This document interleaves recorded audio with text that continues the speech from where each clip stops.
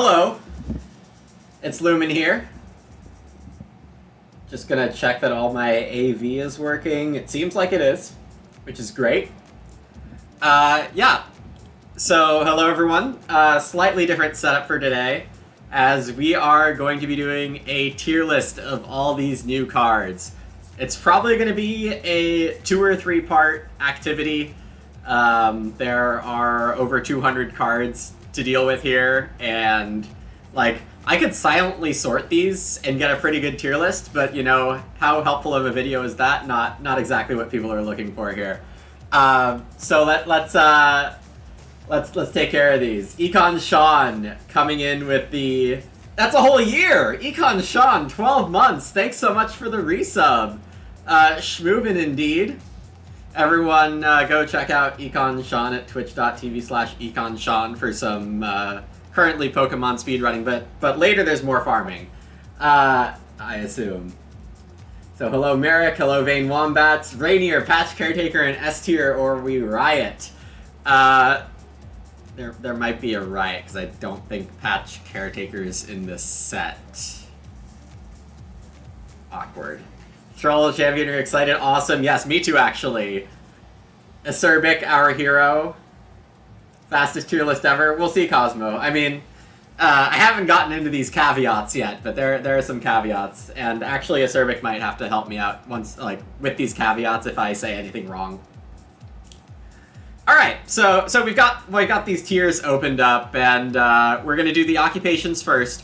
I do have to be done in like an hour 40, so hopefully we get all these Ox done by then. So, caveats. What is this tier list for? This is the new card set on BGA for Summer 22. It includes approximately 230 cards that are already implemented or work in progress to be implemented by, like, sometime in the next month or two. So please correct me if I'm wrong, developers, specifically Acerbic if you're currently here. But I included everything the developers listed as implemented or work in progress. And that's about 230, 240 cards. Sounds right? Awesome. Cool.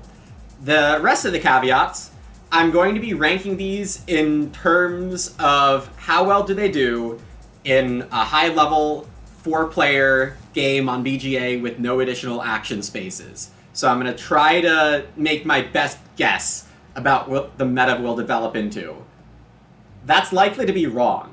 I didn't have a great grasp on the meta last time we did rankings, and I didn't even try to have me, Rainier, or Chris Ho talk about that specific meta. But this time, it sounds like I should keep in mind the BGA meta. That's really what people are going to be here for. Next caveat is that I have a lot of experience playing the A and B decks, some experience playing the C deck, and almost no experience playing the D deck. So some of these are relatively new to me too. I am not necessarily an expert on some of these cards. The bigger the letter, the less experience I'm going to have. What other caveats are there? There might be more as I think of them, but those are the main ones. Hope you all enjoy this activity here. And definitely, yeah, I have chat open on the screen, so y'all are welcome to participate. I will be posting this on YouTube, so say hi to YouTube if you really want to. Yeah. Without further ado, let's get into it. Okay, last caveat, and this is just logistics. By the way, I uploaded images of these cards. Like, a part of the D deck came first, and then it goes A, B, C, and then the back end of the D deck. So just deal with it. All right, Animal Activist is our first card here. If there are still 3, 6, 9 rounds, you get 2, 3, 4 wood, so it's a 4 wood card, and people with the most fenced stables get 2 bonus points. I'm a fan of this kind of 4 wood card because it's a small bonus that's relatively easy to have everyone get. So I think that makes this a solid B tier card. 4 wood actions are great. You're not necessarily throwing points to other people, and hopefully you have a plan to fence 4 stables during the game, but it's like, not a huge deal if you miss out, and it's not like you're throwing a bunch of points to other players who might not otherwise get it. I feel like it's not too consequential for the bonus here. Number 2 is Casual Worker. Each time another player uses a stone space, you can get a food or build a stable for free. So how many times are people going to be using the quarry space? And is it at least 4? And you can't trigger this yourself. I feel like this is actually quite good. Because you can play it sometime in stage 1 or 2 and pretty much be guaranteed to get your 4 free stables. A card that gives you 4 free stables throughout the game. That's pretty good. Even if the stables come pretty late and you have to play this card relatively early, I feel like that's pretty good. So, I don't know, like, is this A- even?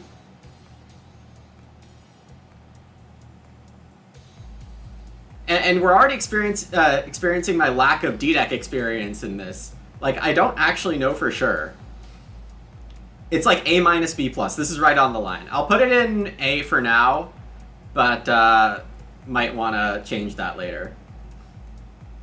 If you're trying to fill 6 tiers, oh, I'm going to be placing this wherever I think it is. So if there's just like a gigantic B tier and nothing in the D tier, like, I'm just going to leave it that way. But yeah, good point. You think it'll probably be B? Fair enough. Gray mentioned earlier, you're glad Animal Activist is 2 points. You absolutely hate Stable Architect, which is not the Stable Architect we know, but a different Stable Architect that would give 3 bonus points for it. Yeah. Alright, next card up is Chairman. I'm not a fan of this card's existence. I don't think it's great design. It just throws 20 food into the game, 10 for you and 10 for, like, the table. Like, it gives you a lot of stuff, but it gives the table equally a lot. I think this is a D tier card. Maybe it's C, or it could, like, play up to, like, a B tier if you have a need for a lot of food during the game. Like, if you already have a clay carrier in hand or, like, a grocer and don't have a way to generate food easily, then this could definitely move up. But I don't like this. I'm putting it in D. Meeting places start player, yeah.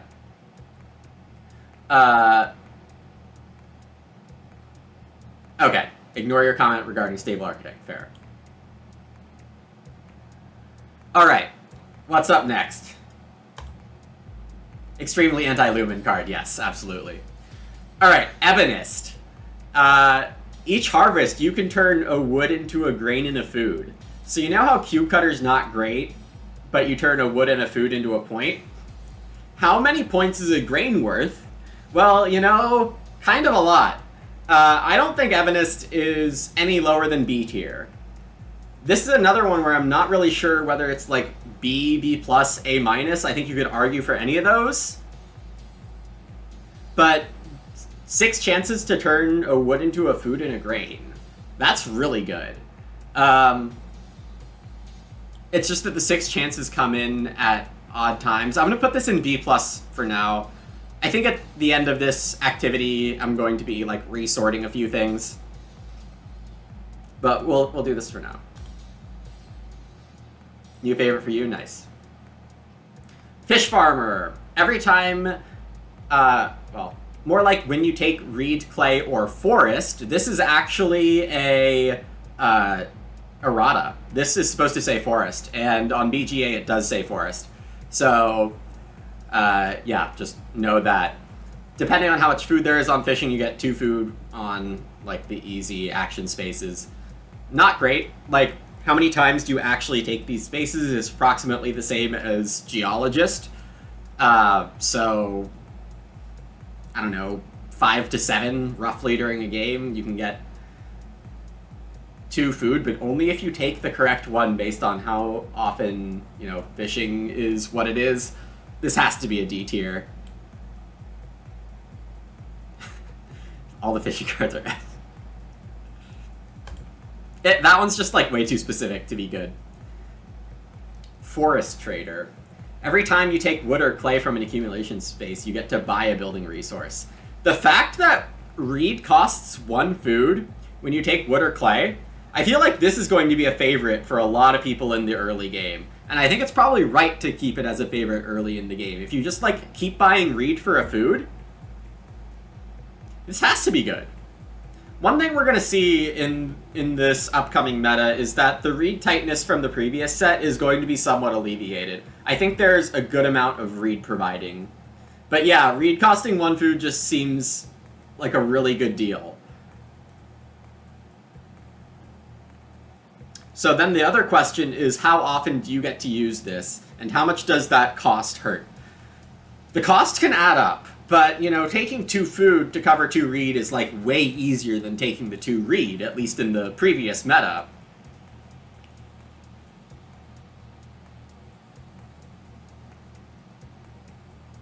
Just Peace Worker and you can't grab stone. Well, stone costs you 2 food. Yeah.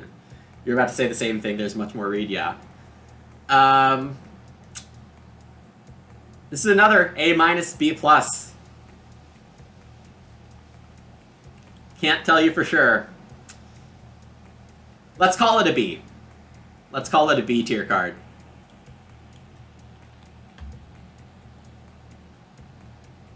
Crops is a big piece of Peace Worker in the original, I agree. Next up, we have another 4 Woodhawk. I think we're getting 4 to 6 new 4 Woodhawks in this new set, so that should provide a lot of variety in endgame bonuses, and that's fun, in my opinion. And also the bonuses aren't, like, overwhelmingly huge. Like, here we have another 2-point bonus. If there are whatever rounds left, you get whatever wood. Classic 4 wood card. During scoring, each player with the most veggies still in their fields gets 2 points. So watch out for this. You want to be sowing your veg in stage 6, and this makes Fodder Planter come with 2 points. Like, if you have this card and Fodder Planter's, like, guaranteeing you the 2 points for this. Unless there's some, like, crazy person who sows, like, 4 vegetables normally in stage 6. Like, it's a very small, fun case for Fodder Planter to be better. This bonus is really weird. It's really hard to guess who's going to end up with this bonus. It's a 4 wood card, and you have no idea who's getting that bonus unless you have Fodder Planter. So, this is a B. I wouldn't give... like, the variance on the 2 points is too high for this to be better. Pickler flashbacks, yeah, except this one's more complicated, right? Alright, I'm just gonna say right now, I've never played this card, I don't think. When you play this, you immediately get 2 stone, so that's not bad. Each time another player renovates a stone or builds a stone room, you get a stone. Like, that stone's coming really late, and it has the same timing problems as a resource recycler for this, like, stone you get at the end. So, like, a 2-stone action to have to yourself can be, like, really useful depending on when in the game it is. So I'm gonna give this, like, a C or a C-. We'll put something in the C tier right now. You're hoping you get the gardening head points? And your flashbacks, yes, you can't, like, go overboard for a 2-point bonus. Like, it's not worth going overboard for Animal Activist or Gardening Head Official. Like, don't let the chase of 2 points ruin a bigger part of your game. Loudmouth, when you get 4 or more things, you get a food. And it doesn't count for food. You can't take 4 food and get a 5th food from this. Like, was this card too strong to, like, not let you get food? It lets you get building resources and animals. Why isn't food included here? This is a really lame card. How often do you take 4 of something that isn't food? Like, 3 or 4 times a game? You're gonna play this for, like, 3 or 4 food? Are we gonna see our first F tier card this game?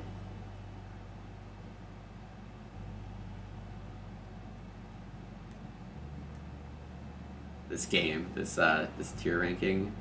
I'm struggling. Is this a D- or is it a pure F?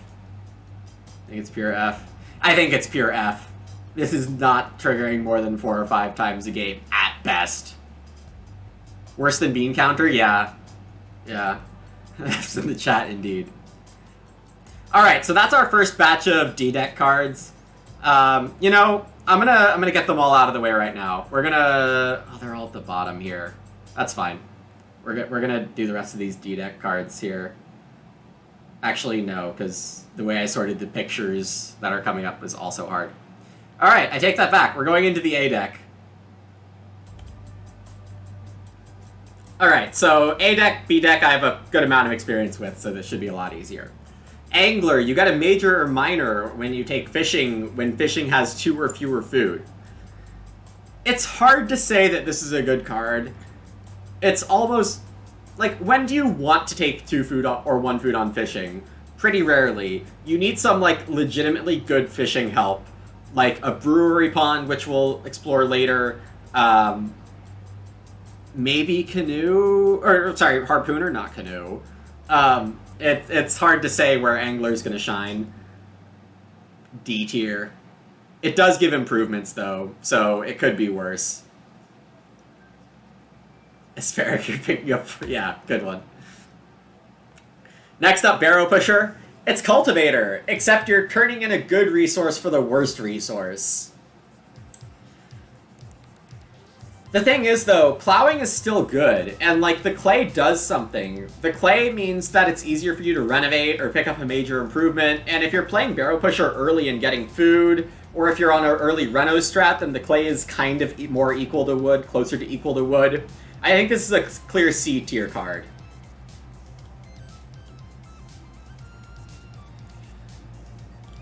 Next up is one of my favorites from this set in terms of style. It's the Chief Forester. You get a sow action for 1 field only when you take wood. My favorite combo with Chief Forester is to sow 2 wood on the wood field with 1 wood grab, because wood field counts as 1 field. So that's my fun mini combo there. It's better than it looks. I'm giving this a B tier. Sows that you get randomly really add up. Barrow Pusher combos with Bell Founder, true.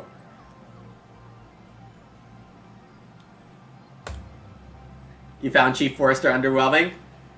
Well, get some fields and crops, Gonzo! Do some farming! Alright, so as you've probably noticed, the pictures I have here I pulled from Play Agricola. Play Agricola adopted the old action space names, so I just wasn't gonna screenshot 200 cards from the BGA interface for doing this. My tier list is inevitably going to have a soft spot for crops and fields. Yeah, fair. Alright, Clay Puncher. You get a clay when you play it, and you get a clay when you play more Ox on Lessons or Clay Pit. You have to take Clay Pit, not Hollow, to get extra clay here.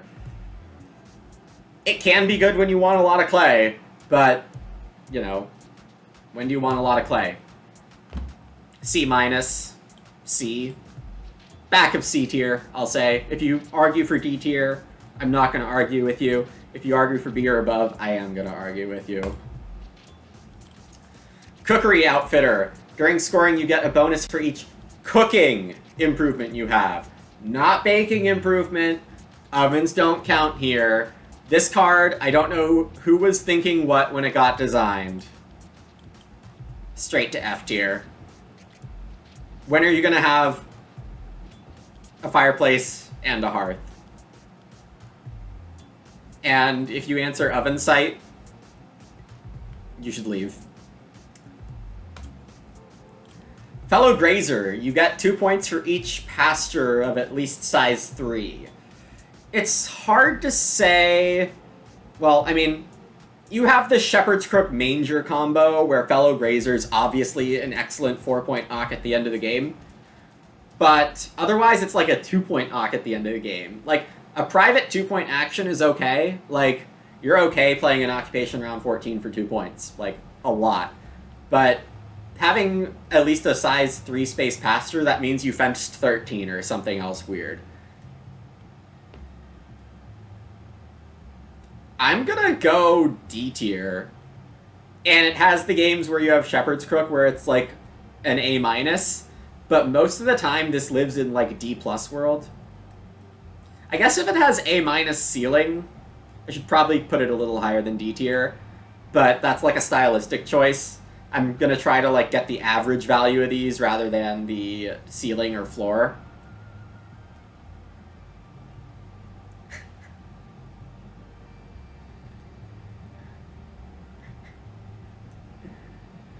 So upon reconsideration of its average value, I'm giving it a C. Because it has the odd game where it can be like an A- for you. Next up, we have the Napper. Each time you take Stone, Reno with Improvement, or Grow with Room, you get a Stone. So this seems okay at first, but the Stone trickle is really slow, and one stone at a time is just not very good. So it turns out that Napper is just really weak, in my opinion. I've never seen it be that good. I'm giving this a clean D. Y'all disagree with me on Fellow Grazer. Well, you know, feel free to draft Fellow Grazer often and prove me wrong. Master Workman. I don't know what it is, but a lot of people on the Board Game Geek forums love playing Master Workman. I cannot figure out why. You have no idea when you're drafting which space is going to give you the wood. Is it going to be Sobake? Is it going to be sheep? Is it going to be fences? Is it going to be major? Like, which space are you getting clay on? Which space are you getting... You have no idea how to predict what resource you're getting from Master Workman, and you don't use these spaces too often during the game.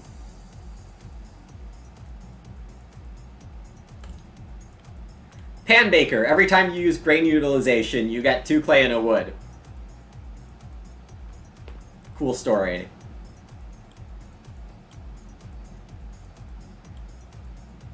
Yeah, there's nothing to this card. I can't imagine when you'd play it, honestly. It's probably worse than this. Like, why would you ever play a card that you get 2 clay and a wood when you take grain utilization? How many times are you taking grain utilization? When are you going to play an Ankh for this amount? You could argue for F. I'm going to give it a D-, but it's really bad.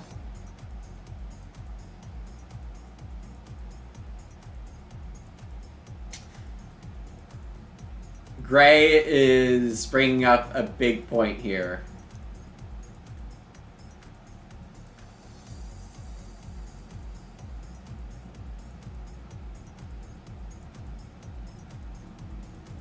I hadn't thought of this angle. Gray has an extremely good point here. Because what if you fence 2 single columns with 13 and you get 4 bonus points?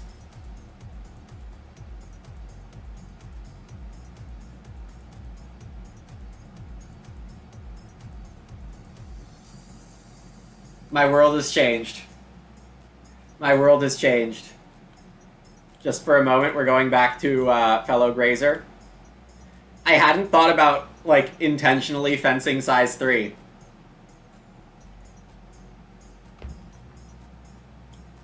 Thank you for your contributions, Gray.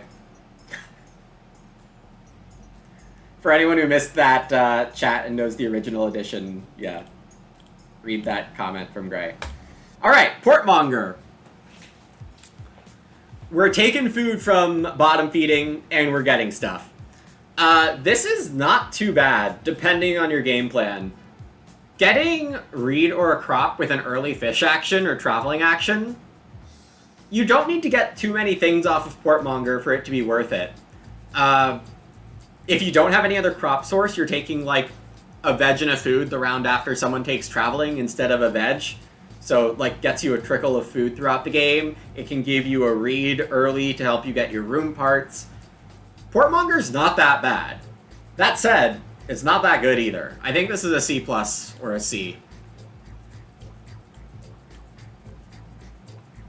Hello, Zizak, and hello to everyone else. I'm gonna have a very hard time keeping up with chat this stream, because we've got a lot to get through, and not a lot of time.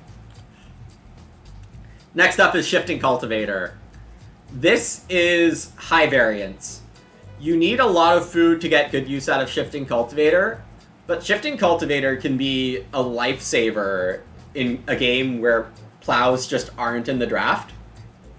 3 food for a field is not cheap, but I've seen more games where Shifting Cultivator is good than games where Shifting Cultivator kills someone for having bad food tempo. So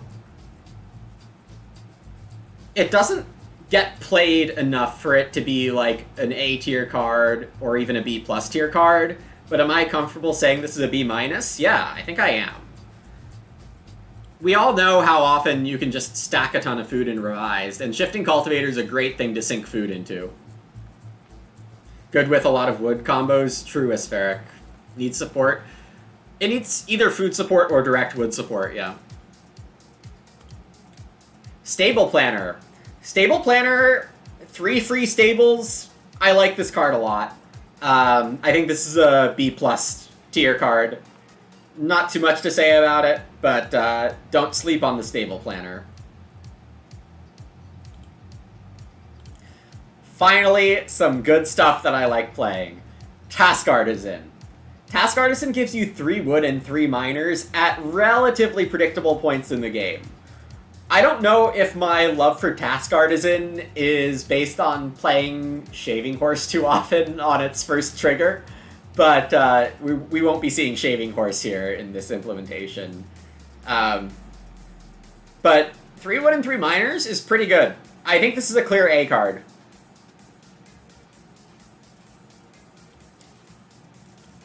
Think of it as a furnisher that you're guaranteed to get 3 procs off of. You can't play majors, but you're guaranteed to get 3 procs off of.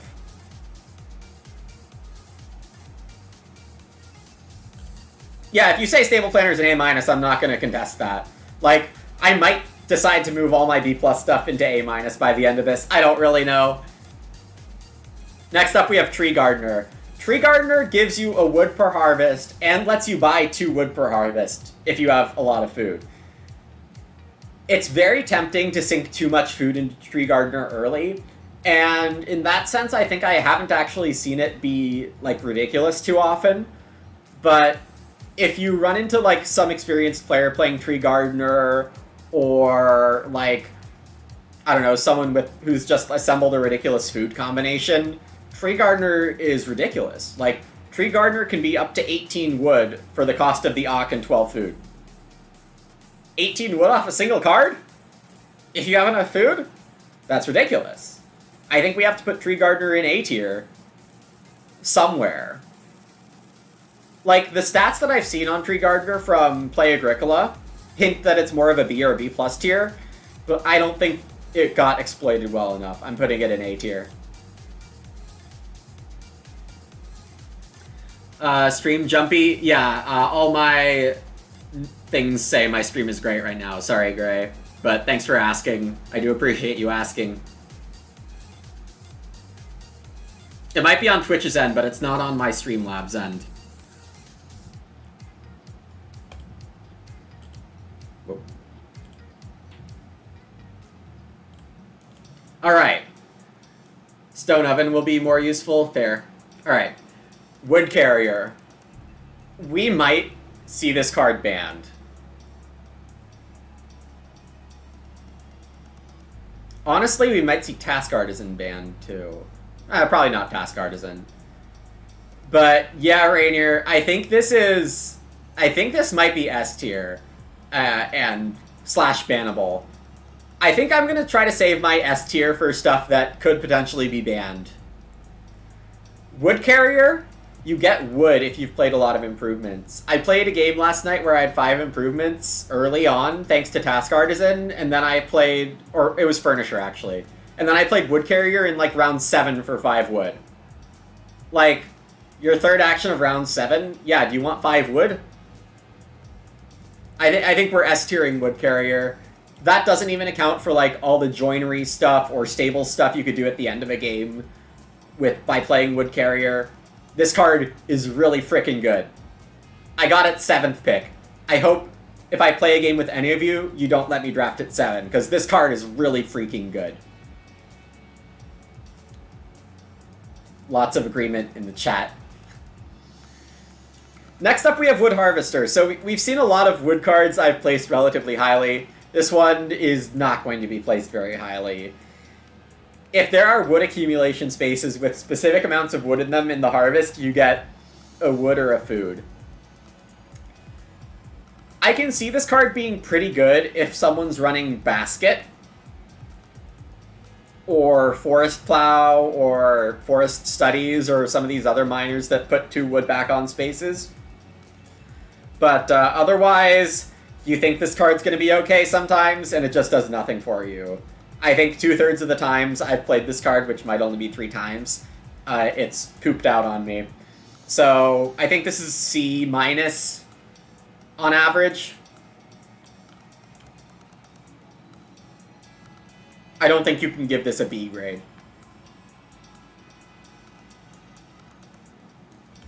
Why didn't I pick it third Marishko when it's so good? I think I picked something else ridiculous that fit better. So. Next up we have Animal Reeve. Now this is the craziest 4-wood card that we're going to see this game, this video. You get bonus points depending on how many sets of animals you have in the end game. If you play Animal Reeve, you'd better be aiming for 3 or 5 on this, because you do not want to be throwing 5 points to someone who's built a good farm. You have to be very careful when you're playing Animal Reeve. That said, it's one of my favorites. I'm giving this an A or an A-, and yeah, you can't stop me. But it heavily encourages good play. So you want to be careful. Like, did this draft have a lot of animals in it? Like, you're just giving Collector 5 points, for example, if someone has Collector. So yeah, it's not 5 points per type. It's 5 points if you have 4 of each type. You're likely dropping 5-point Animal Reeves on them. Next up, we have Chord Maker. So whenever someone takes Reed Bank, when Reed Bank is at 2 or more, you get a grain. And it's not just limited to other people. The great thing about Chord Maker is you can be the one taking the Reed Bank and getting the grain. Chord Maker is quite good. I think it's an A- card. And once you have enough grain, if that's ever a thing, you can pay 2 food for a veg. This is your entire crop source. This is your entire crop source, and you're getting crops off turn. Or on turn when you take Reed. This is an A- to me.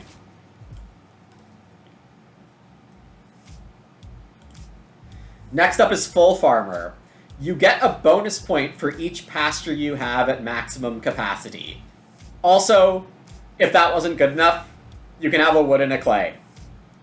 So, Full Farmer is a card where you want to make 5 pastures with your 15 fences. You want to do 5 type pastures. If you see anyone running 5 type pastures, they probably have Full Farmer.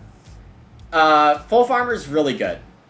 The fact that you could get 5 points off of an Ock like this, and get a wood and a clay, S tier. Maybe even better than Wood Carrier. It's hard to say which one's better. I'll say Wood Carrier is slightly better for now, just because... No shot. No shot, actually. Animals are so easy in this set. And the reason I can say this more confidently is that in the original version, G-Deck had a card... Was it G-Deck? Yeah, Animal Holder. That is the same effect, but instead of a wood and a clay, you get an extra bonus point if all of your pastures are maxed. So it was often a 6-point card. So instead of a 6th point, you get a wood and a clay guaranteed. Yeah, this is stupid good. I probably should have hinted at the devs that this could be bannable. Like, the devs did take my compendium ban list into account, and this isn't on there yet. I feel like it's probably going to end up there.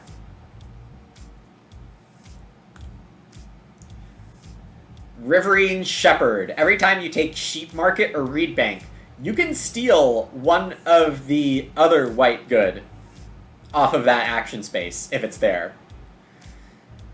I've seen a lot of pretty good Riverine Shepherd games. I've seen a lot of underwhelming Riverine Shepherd games. I've never seen it be amazing or terrible. I think that's the definition of a C+ card to me.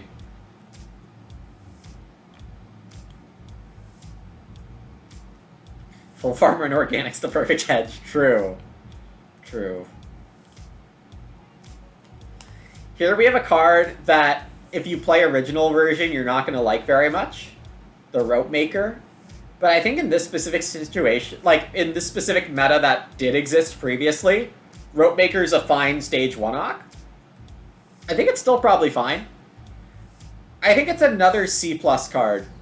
It has enough ways to help you early in the game if you get read starved, but otherwise you're just going to find yourself wanting the BMW.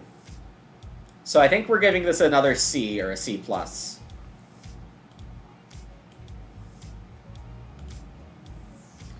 Here we have one of Rainier's pet cards, Shovel Bearer. Every time you take one of the clay accumulation spaces, you get an amount of food that is on the other clay space.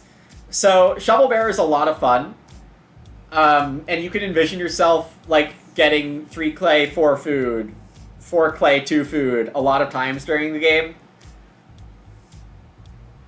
Now, the sad truth of what actually happens is that you're incentivizing other players to take one of the clay spaces before you get to them. And sometimes you're also tempted to take the lower clay space for more food. So Shovel Bearer, as fun as it can be, just doesn't fire as much as it should. Maybe if you find yourself at a table with some lower rated players, you'll get more procs out of Shovel Bearer. But in my experience, it's really disappointing to have played Shovel Bearer and get to use it like twice.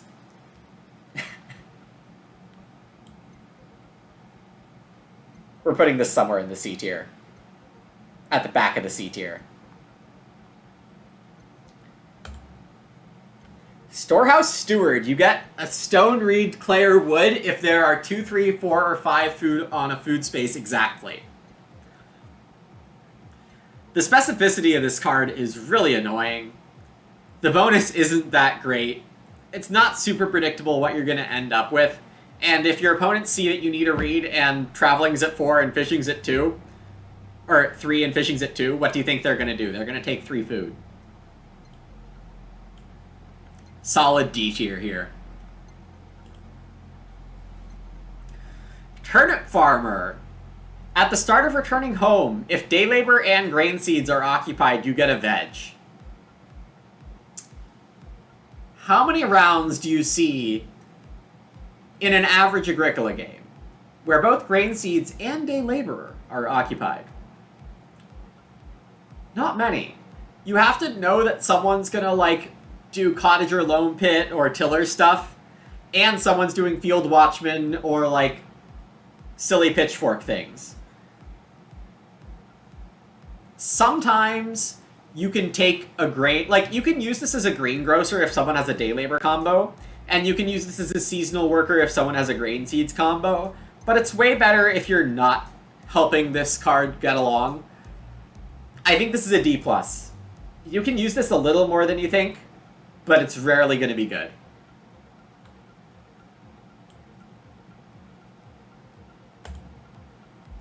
Alright, here we have a very good card. This is a patron or better if you have a cookery. If you don't have a cookery, there's going to be some problems here. Because your brain's going to say this is patron, but it doesn't give you the food immediately. There was a funny bug with this card where it was giving 2 cows for 2 food yesterday. It's like S+ if it gives you 2 cows for 2 food, but I bet that's fixed already. So Animal Teacher has really high upside. It can get you breeding pairs really early. It does mean you want to super prioritize a hearth, preferably. A fireplace can be okay. This is clear A+, or S- here. I'm going to put it at the back of the S tier. I think this can fit in S tier. It is triggering immediately. That's true, Gray. It does give you a sheep immediately. So, yeah.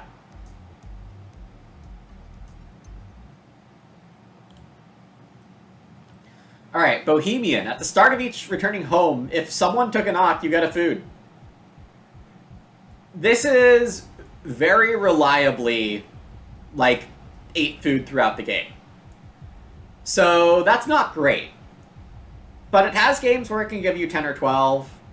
And sometimes that early-ish food is pretty useful.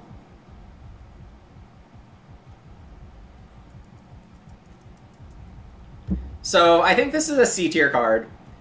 Drips of food are not great, but like if you find yourself in the earlier mid-game with like, what am I doing with this action? Am I playing, like, an Ock that likes to be played in Stage 2? I feel like Bohemian's a good choice. Or if you need, like, a 3-Ock prereq minor and there's no good third Ock except for Bohemian, you can definitely play Bohemian in round 4.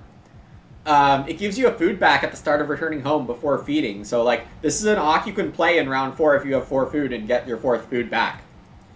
So, I think this is a C tier.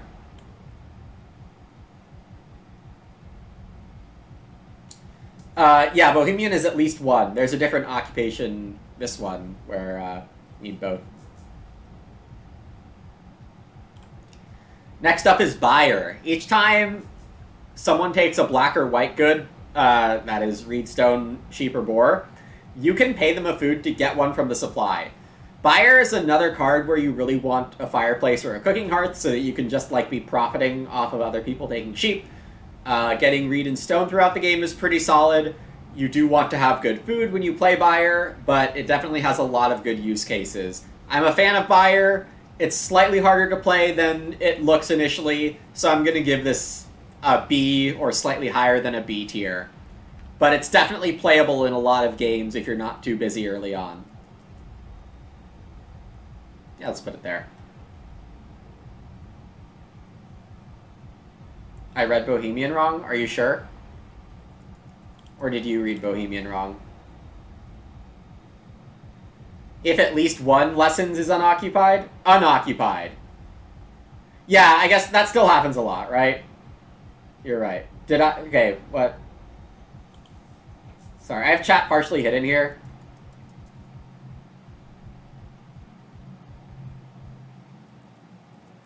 Okay, I totally read this wrong. Everyone watching, scratch what I said for the last minute. I apologize. Yeah, Bohemian is wrong the way I described it. You need at least 1 to be unoccupied, not occupied. Bad brain. So, as Rainier says, and Gonzo, this is not going to be super early, and it's not going to be as often. Especially, so in draft 7 games, it can be better. In draft 10 games, it's going to be pretty bad. I meant to specify, like, what draft count I'm expecting these to be played at, and I think for the most part I've been ranking as if they're, like, draft 8. And in draft 8, Bohemian's probably, like, C-, D+. So, I apologize. We're now back on track. Thanks all. I'm trying not to, like, cover chat up too much, but the way I have my windows arranged, I need to. Alright, but I think my buyer assessment is fine. No one's really been arguing with that too much. Culinary artist.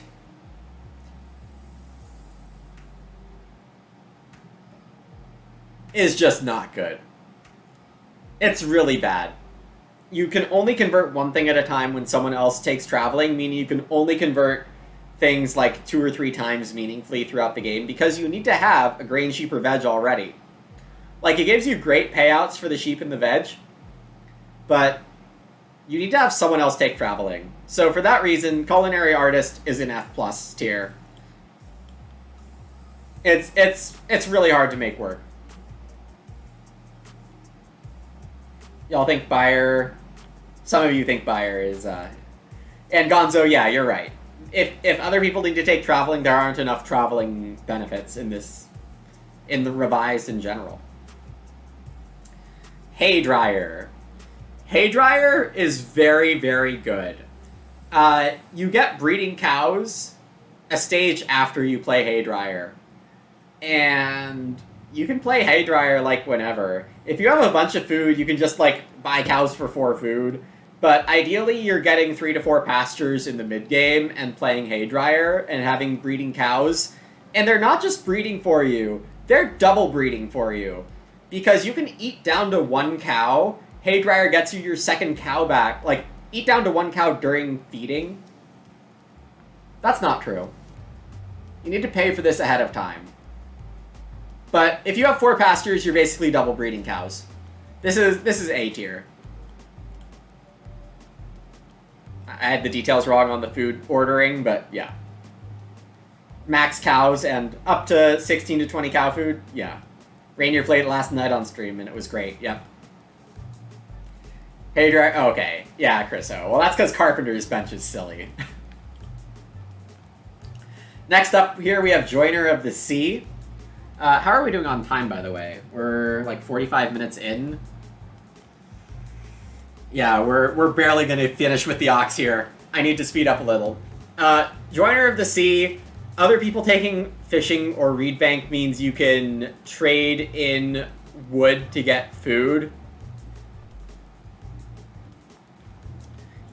If you have a lot of wood and like need a supplemental food card, it can be fine. Like, I've seen this card be totally fine in some situations, but more often than not, it's hard to justify playing. I'm giving it a D+.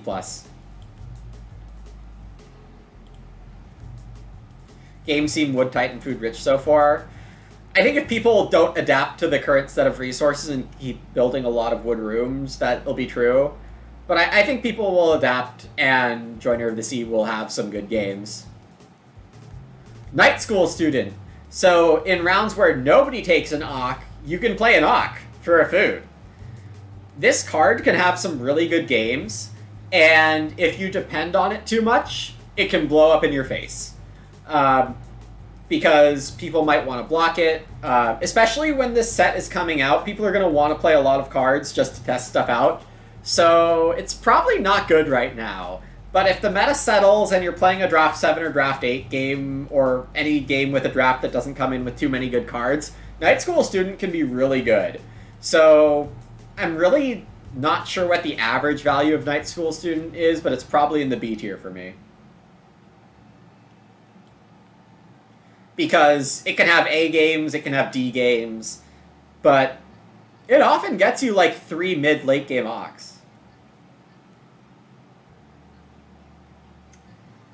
You're talking about baseboards, Zach. We'll do minors on Thursday, I think, or I'll do a bonus stream tomorrow for the minors. But yeah, we're definitely not doing minors today.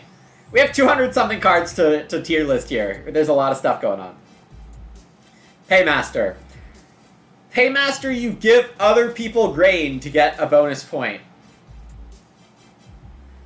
There's one situation in the whole world where I would think about playing Paymaster, and I've talked about it in a previous video. It's in my video with Shadow. I would play this card if I had Field Watchman, and I got 4 fields sown in stage 1. I would play Paymaster. People are going to take traveling and fishing because they're going to get a grain from me, and I throw my grain at them and I get points. That's the theory. Anyway, if you can only play this card with Field Watchman, is it good? No. Is it even good in that situation where I'd consider trying it? No.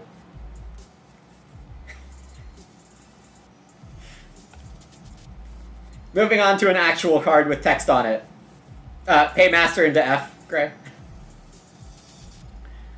Pig Owner.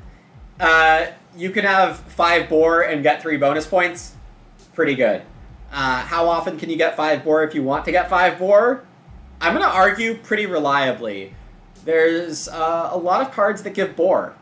There's a lot of cards that give boar. Night School, yeah, I put B. And I'm with Chris Ho here. I think Night School is D for now and D in Draft 10. But I think Night School, if you're playing it for like 2 or 3 mid or late game Ox, I think is fine. Pig Owner, I'm going to have to decide where I put these like relatively easy to get 3-point cards because there's a few of them. B plus and A minus both make some sense for me. The fact that you can play this round 14 often probably makes it A minus. But if you say B plus, I'm not going to argue too much. Yeah, we have disagreement among some strong players here, so I feel justified in putting it in between what strong people think. All right, Stagehand. Another card that relies on traveling. And you can build fences, stables, or rooms. Are people going to take traveling to let you do this? You could argue this is a D minus. I'm going to put it in... Well, if I put Pan Baker... Why did I put Pan Baker in D?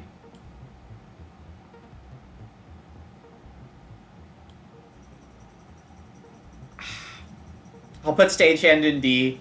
There are some games where it probably does something. Notably, in my game last night, someone used stagehand effectively, and good for them, but it's risky.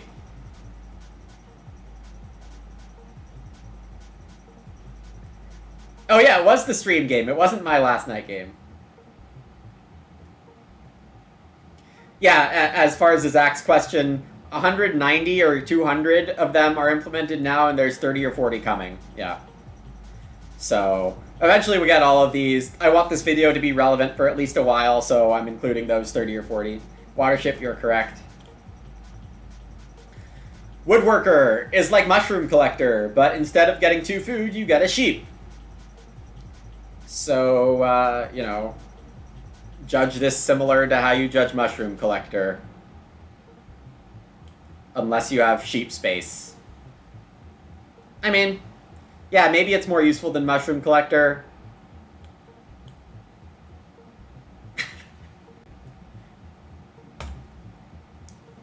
Oh, that's true too, Acerbic. I should have included that in the caveats. Not 100% guarantee that all of these eventually make it, or all of these, like, stay, or, like, all of these won't get banned later. There's some level of uncertainty with any of these cards. Like, if they run into a bug that turns out to be very hard to fix, you might not actually end up seeing it. But I'm taking my best guess in order to get all of these, all of this content out to y'all as soon as possible. So, there. Thank you, Acerbic, for that caveat. Alright, Wool Grower. You can now hold these sheep that you're getting off of Woodworker.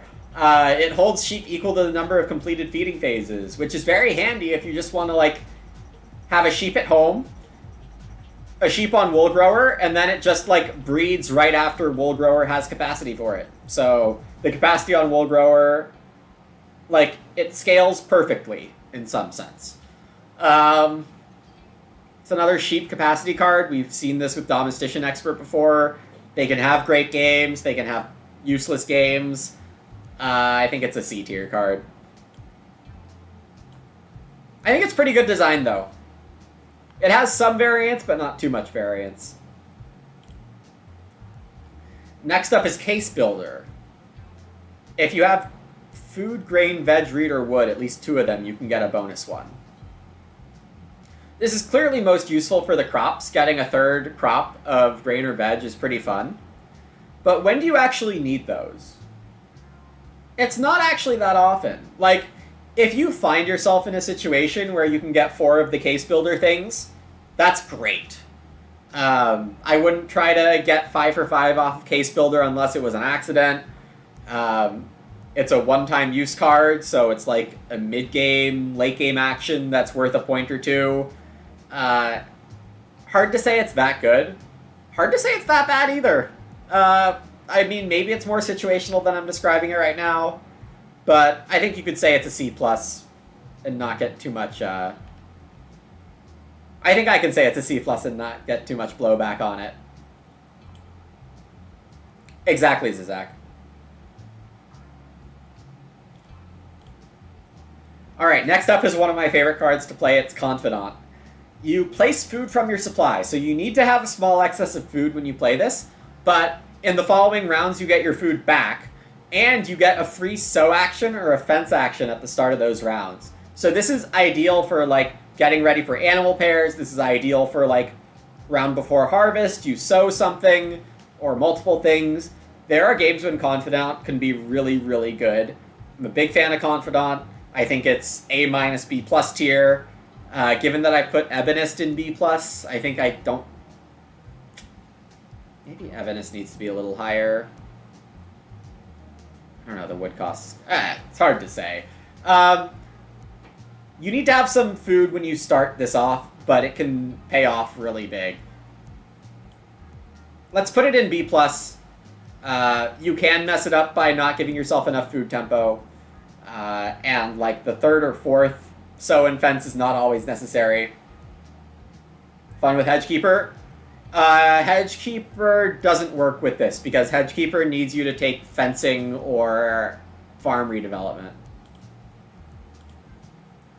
Cooperative Plower. You get a bonus field! but only if grain seeds is occupied. And it doesn't work on cultivation, it only works on farmland. So, you know, extra fields are great, but when is grain seeds already going to be occupied?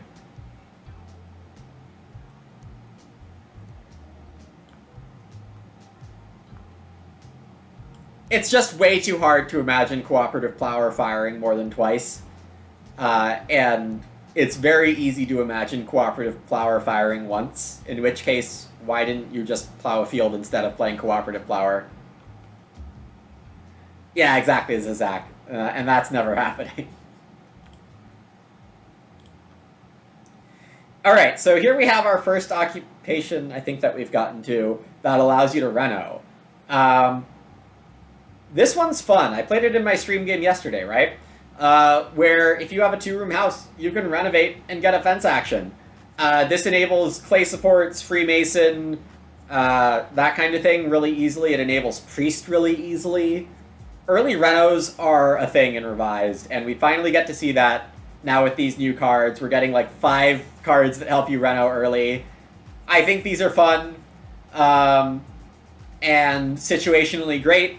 And sometimes you're just like, I'm never going to play this. I have Wood Hut Extender that I'm planning to play. So, on average, like a C-. This is not the best reno card. There are some reno cards that work on minor improvements. I think this is a C or a C- on average, but it can be great.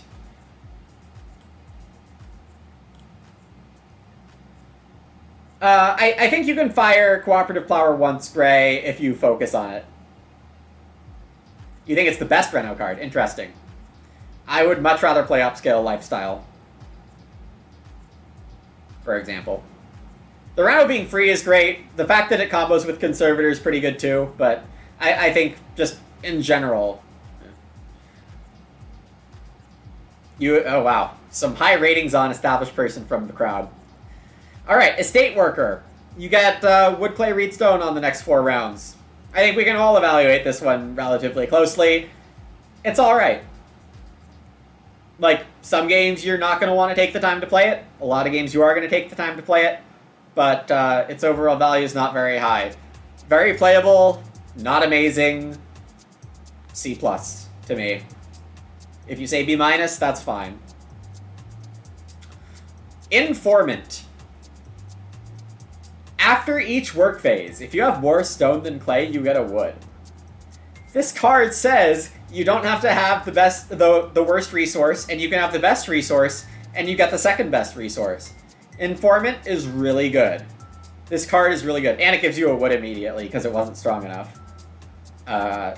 So this is a clear A tier card in my opinion. Let's stick it right behind Haydryer, in front of Tree Gardener. This thing is going to be huge in a lot of games. Highly recommend drafting this highly. If you want to say S tier, I'm not going to get too upset at you. Like it could be. I just might have a slightly wrong read here. I do, Gray. But you're like one of the best people in the world at manipulating resources. I'm still trying to get that skill. I think if you're really good at manipulating your building resources, you could argue Established Person's a lot better. Alright, so I've heard some divisiveness on this card already from some people who think that Little Stick Knitter can be really good. If you have space in your house and take Sheep Market, you get a growth with room.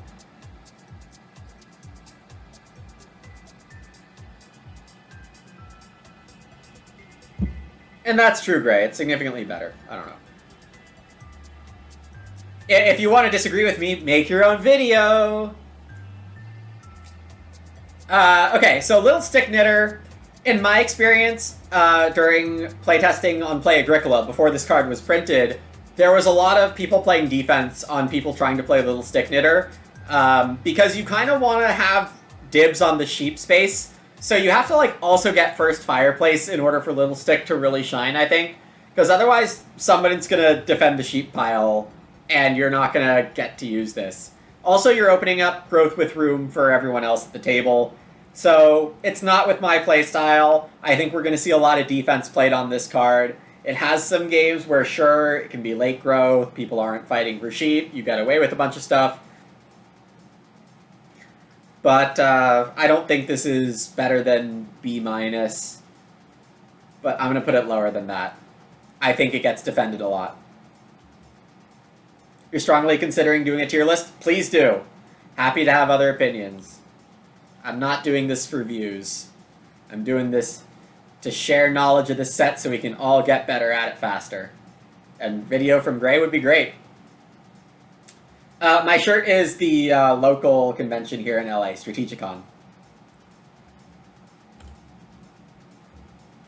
Alright, a fun situational occupation here is Lumberjack. You get wood on the next round spaces up to however many fences you have. So if you like, this is perfect for like fencing 6 or 9 early. You play Lumberjack and get a bunch of wood throughout the rest of the game. But it's kind of situational. So it can be really good, but it's also really situational. I'm going to give it a C+ for that. It definitely can have A- games. There's probably a lot of B tier games with it. But a lot of the times you might draft it and then not be able to play it. So next up is Mineralogist. You get a stone or a clay when you take clay or stone. Great oven part efficiency. Great stone trickle if you have a reason to take clay a bunch. But if you have reason to take clay a bunch, how good is your game going? I think this is C-, D+ tier. It looks a lot more fun than it actually is most of the time, I'm gonna say. Yeah, maybe there's fine. Moral Crusader. If you have stuff on future rounds, including the upcoming round, you get a food. So the perfect situation for Moral Crusader is you get Awk round 1 and you start with Toad, and that guarantees Moral Crusader is 13 food for you, because it'll trigger in round 14, rounds 2 through 14. And in that case, I would say it's pretty good. But there are a lot of games, I should say, where you're not going to easily be able to put food or stuff on future rounds. Like, a field won't count. So it has a ceiling of like a B or a B+.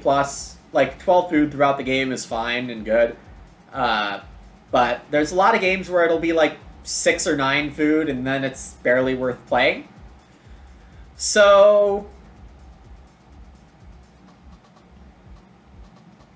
I don't know, like, depends on the draft heavily. Let's put it as an average C tier card.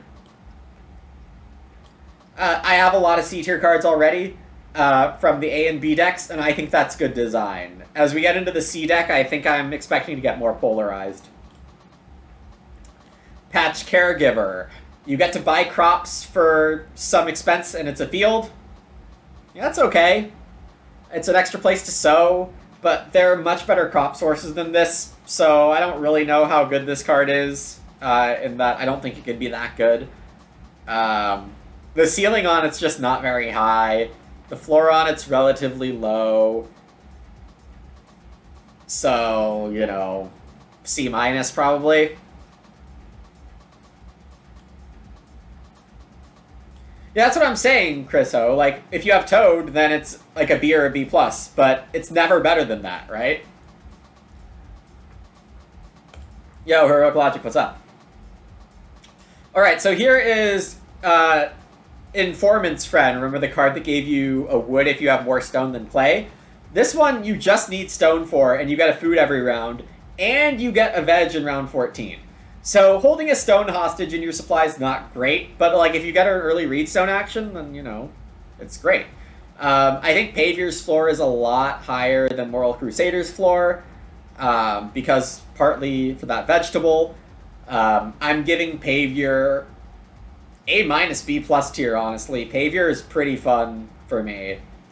Yeah, probably a B+ more than an A-. But yeah, highly recommend Paviour. Next up is Rustic. You get 2 food and a point for every clay room you build. So, great excuse to draft stuff that helps with clay rooms. Rustic is a fantastic clay room combo card. But it's a combo card, and, you know, all the caveats that come with it being a combo card apply. You might draft it and have no use for it. The game might put you in a different direction. You don't want to force it. It's not quite good enough to force, unless you also have play supports or something. But yes, new and improved Roughcaster, way better than Roughcaster. You turn that third food into a point. It works for each clay room you build, not for each time you build clay rooms. Yeah, let's call this a B, because its ceiling is pretty strong, and you know, sometimes it won't work, but I don't think you're gonna really regret drafting it too much unless you, like, if it's the best card in Abstract in a pack, I think you're fine drafting this most of the time. Alright, Shore Forester. The round after someone takes Reed Bank, you get a wood. And when you play it, you get a wood. So, you know, a trickle of 6 wood throughout the game. Maybe more. Unlikely to be less. Solid C+ to me. Oh, I was about to drag it from my picture. That's not what I'm doing here. Let's call this a C+, similar to Lumberjack. Private Forest and an Ock. Fair. Fair. But I feel like it's more playable. Alright, Watership mentioned that Silo Keeper has S-tier hair. And, like, who's going to disagree with Silo Keeper having S-tier hair? You get a grain if you use the action space right before the previous harvest. So the window on Silo Keeper is kind of hard to hit, but I think it's fairly reliable to get a couple grain from throughout the game. Now, that being said, how good is a couple grain throughout the game from an Ock that you have to play, like, well before you're using it?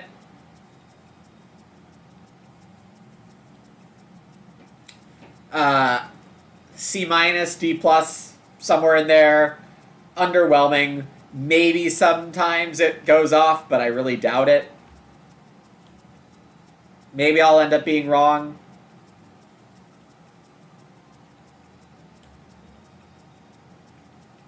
Awkward to use, yeah. I mean, half of the games you'll be able to take grain veg in stage 4 on the veg space, and that's always, like, fine. Like, cow grain in stage 5 can't be that bad, but... Yeah. Alright, here's one that I don't think is implemented quite yet, but we're expecting it to get implemented. Stock Protector. You get 2 wood whenever you use the regular fence action space, and then you get to lasso onto anything. You get to lasso onto anything right after you fence with a bonus of 2 wood. Stock Protector has a very high floor. You're almost never going to regret playing Stock Protector. You can Stock Protect, like, 2 cows or 2 pigs. I think that's, like, the theme of the card, is that you'd lasso onto an animal space. But you can go anywhere. You can, like, fence into start in the late game if you're behind on fence tempo, and, like, I think Stock Protector is, like, B+, A-, probably not A-.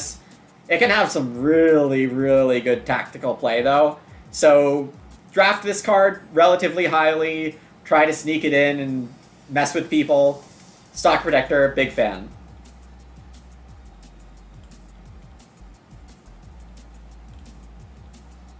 Here we have Tree Farm Joiner. You get 2 wood and 2 miners at very predictable times. In playtesting, Tree Farm Joiner was on the next 3 odd-numbered rounds, and it was too strong. It was, like, bannable at 3, so after playtesting, it's now 2. And now it's just, like, a decent card. Probably, like, a B or a B-.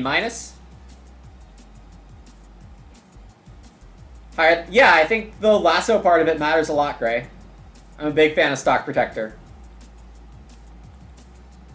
Let's give Tree Farm Joiner, like, a low B tier. 2 wood and 2 miners. Can't be that bad. Can't be that good either, unless you're, like, really desperate for... Well, I don't know, like, how often you're... Like, this can help you get wood card out really quickly. So, maybe it's better than this.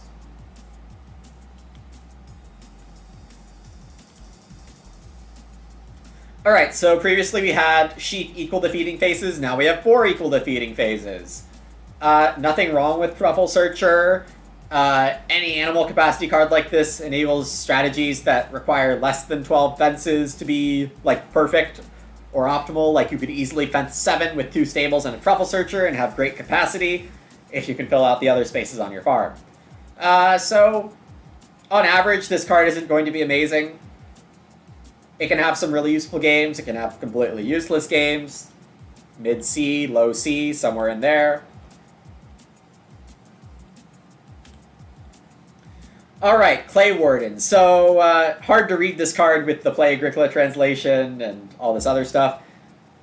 But basically, when someone takes Hollow, you get a Clay and a Food in a 4-player game. In a 3-player game, you get Clay. So, you know, leeching off Hollow and getting Clay Food a few times, not great as an overall payoff. Pretty underwhelming most of the time. I like playing it more than I should, and I don't really know why. I can't explain why I like this card. Not enough to put it above like a C-, but maybe it should be a D tier card, but I don't know, something in me says it's not quite that bad. I imagine that chat's going to dislike that, and they could be right. Alright, Collier is a card that works on the Clay Pit action space only. And it has a lot of extra text on it. But you basically get a Reed in a Wood extra for taking Clay Pit. I've seen stats on it on Play Agricola playtesting that hinted that it wasn't that bad at all. Notably, it helps with early Reed and Wood for room parts while getting your fireplace clay. But I think it's easily overusable. It's not that good, but it has a reasonable floor, maybe. I think I'll put this at a C. Not really sure what to do with it, honestly.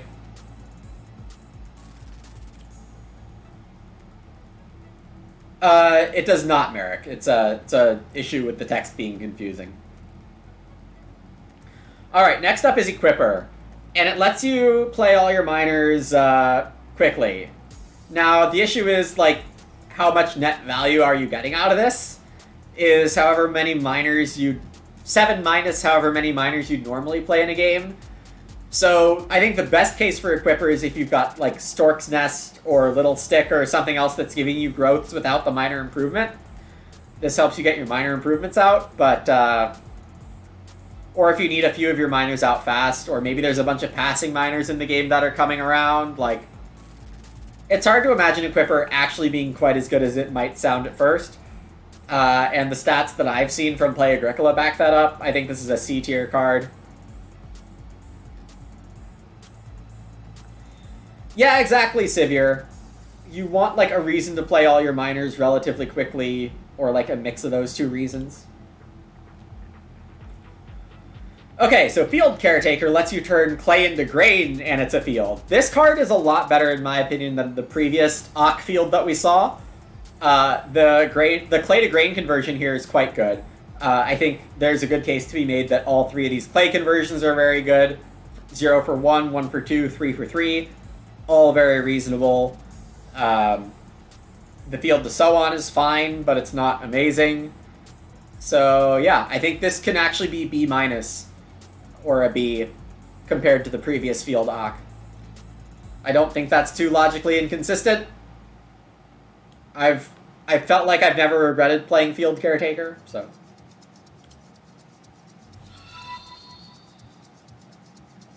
Hello, Nova, and 8 6s. Welcome. Alright, yeah, and if you can't tell by the stream title, I'm tier listing all these new cards on BGA. Alright, Housebook Master is a new stone house Ock that you need to play before renovating to stone, but the benefit's pretty good. Like, if you renovate with any urgency to stone, you're going to get 3 food and 3 points. And yes, you have to play this a little earlier than you'd maybe like in an ideal world, but I'm saying Housebook Master is pretty good. I've seen stats that back it up from Play Agricola playtesting. So I think this is, like, B tier, or maybe a bit higher. I don't know, like, overall in strength, I think it's very similar to, like, Confidant and Stable Planner. Fun card to do with Stonehouse combos. Fun fact in playtesting, it literally gave you 14 minus X food and points, depending on when you renovated. So we saw some conservator stone renovating in round 3 and getting 10 points and 10 food, and that was obviously busted. So that's why it looks like it does now. Huntsman, you get to turn a grain into a pig when you take wood.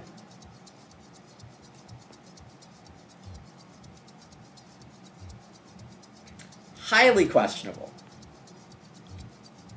Highly questionable here. Wouldn't that skew the stats? A little. But that was like, I think that happened like twice in the sample on the Play Agricola set, and I think even after taking those out, it still showed pretty good, so. Alright, this is going to be Gray's favorite card. Nutrition Expert. Great if you understand what you're converting away and what you're getting, but this can be your feeding engine. You're turning one of each crop and an animal into 5 food and 2 points. This is obviously net positive with Collector, or any big farming game plan. Nutrition Expert's awesome. But if you don't have too much support for it, if you just have average support for it, you're basically netting 0 points and 5 food, which is still good. Like, that's still really good in, like, mid and late games, but only if you have a critical mass of stuff to start with. You're gonna throw so many games with this? Sounds like a lot of fun to me. Definitely, like, especially while we're in alpha testing and forced training mode and your rating doesn't matter, like, do your worst with Nutrition Expert. I urge everyone to do their worst with all of these cards. That's a much better way to find out what's bannable and what's not. Like, maybe Haydryer's bannable. I don't know. Here, we have a grow without room occupation. But it's very expensive. Very, very expensive. I have played Seducer maybe 5 to 10 times, somewhere in there, all on Play Agricola or in person. And half the time, I end up like almost worse because I don't get quite enough tempo on my crops and sheep. This card is really expensive to play. Don't lose sight of that when you go for Seducer game plans, because you can play Seducer on 2-room, get your third person in round 5, it's a round 7 growth game, and also hurt your game too much to win. So you really want to make sure you have good crop support in your games before going all in on Seducer. But yeah, exactly, Sivir. And as Gray mentioned, this is also Collector tier. I would absolutely play Collector in round 1 to play Seducer in round 5. Yeah, it can get really expensive. But in the right situation, it's also like game breaking. So I'm not a fan of designs that give you like family growth without room early in the game. I think in general that's a bad design choice. But as far, like, if you assume that that was going to happen regardless, you know, this isn't that bad in terms of balance. So I'm going to give it like a mid B, because it can be game breaking, it can be trash. Okay, a time note, I do really need to be out of here in like 20-something minutes. So, chat, should I speed through these last 50 cards?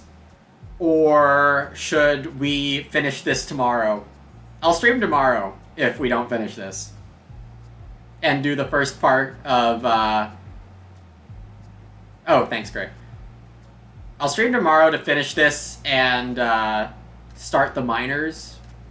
This might be 3 streams to get this all done. I am putting these all on YouTube, so... I think most of the votes here are for Don't Rush. I appreciate the input, chat. I think that's the plan then. I'll go until 11:50 a.m. my time, so 16 minutes.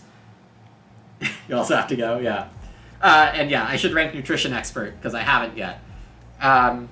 Very high ceiling. Hard to play in a lot of games. let's give it a B+, which might be aggressively high, but it has huge potential. Hello, CW.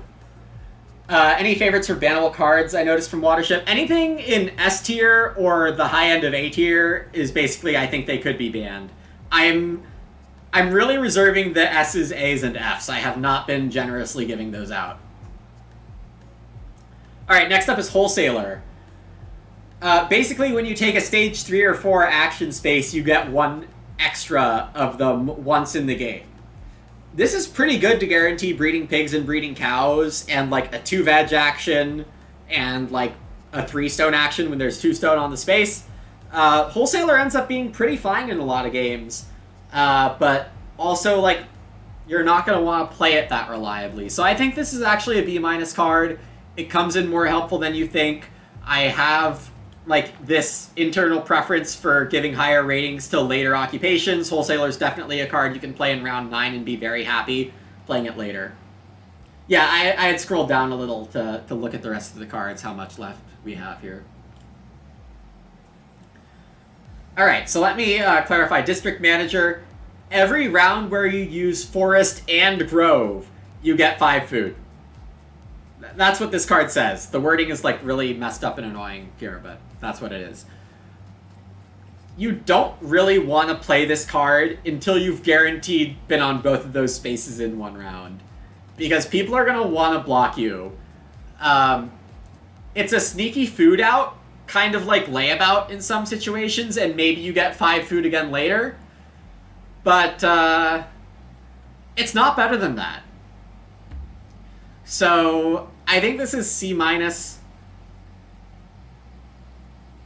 It's just very blockable.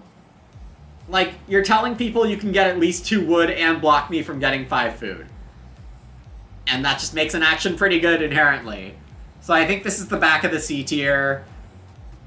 Start of the D tier, maybe. If I'm feeling mean. Maybe it is close to Silo Keeper and Joiner of the Sea. Yeah, okay. I'm putting it in D+ based on comparatives. You think this card is actually quite good. Interesting. Interesting. In my experience, it gets blocked a lot. But maybe I've been playing it suboptimally.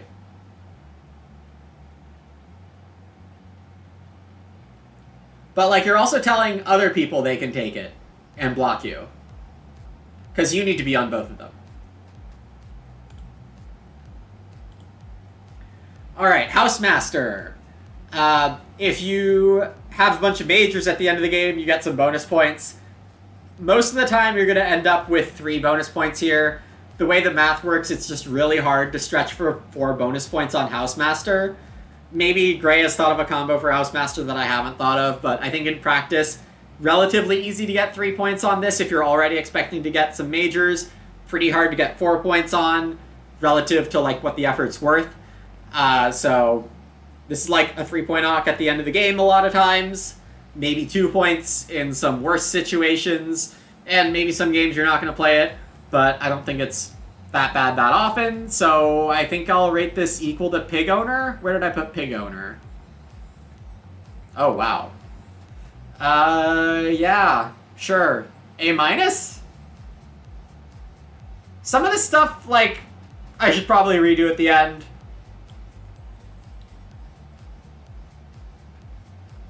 This doesn't seem quite consistent enough for me.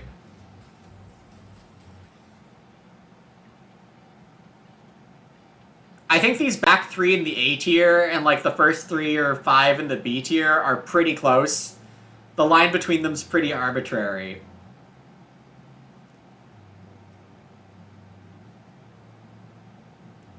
Let's just go with that for now. It'll look wrong to a lot of people, but...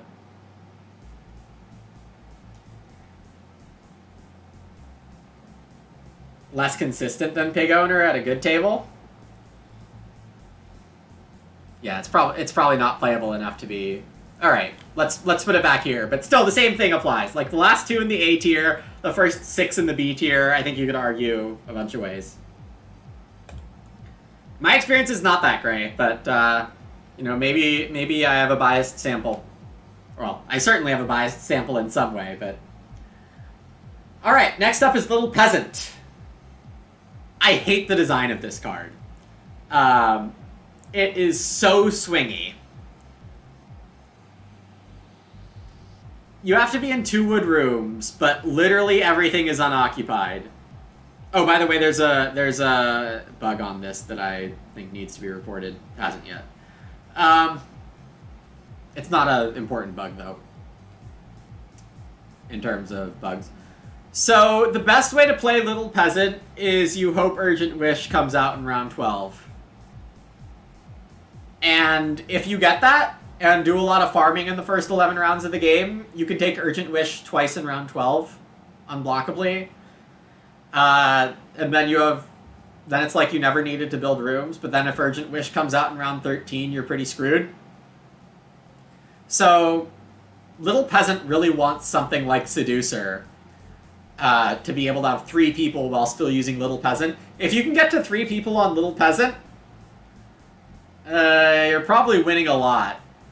So, yeah, it's super hard to rank this card. It also comes with a stone because who knows why. Fun fact, during playtesting on Play Agricola, because it's not automated, people would forget the stone on Little Peasant like 70% of the time. And I just stopped reminding people to take their stone. But, I don't like Little Peasant as a design. It gives you like a 40% chance to win, but you don't know until round 12 if you're going to win or not. So, what does that put it as a tier? Like, who knows? Who knows? Would I ban it? I would ban it for being annoying. I think it's way too swingy. But I don't think the community will want that. As a guess. Alright, Pasture Master. When you renovate, you get 2 food. And depending on what your pastures with a stable have, you get an extra animal of those types. So, how often do you get to use this effectively? Not too often. I mean, I can imagine Stockman situations on like a big stone house where you play Stockman, you have 3 fenced stables, fenced like 10 tight, and then you can get like breeding pairs of each animal when you renovate to stone late in the game. Like, I can imagine that being pretty good, but otherwise are you going to want to play Pasture Master? Maybe not. Like, yeah, this is very specific, and that makes it not very good. Like, certainly it has a couple of games here and there that it'll be fine in, but that's going to be few and far between. We're giving this a D tier. Pub owner. They don't have to be different animals? Oh! Gray coming in with the knowledge. That's true. If you have, like, 3 cows spread out in 3 different pastures in the stable, this does give you 3 cows. Okay, true. Yeah, it still kind of sucks, but, like, it's slightly better than what I'm saying. It doesn't have to be different animal types, which I had not thought of.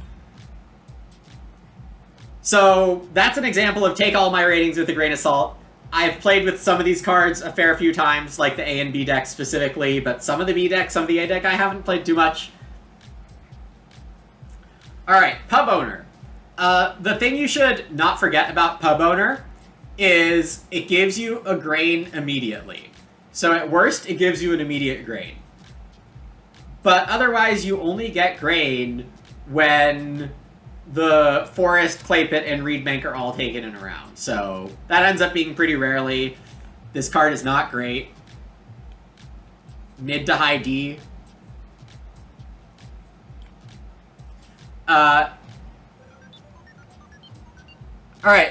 chat, do you want to help me figure out what's going on with Confidant and Field Caretaker? Is Confidant the same person as Field Caretaker?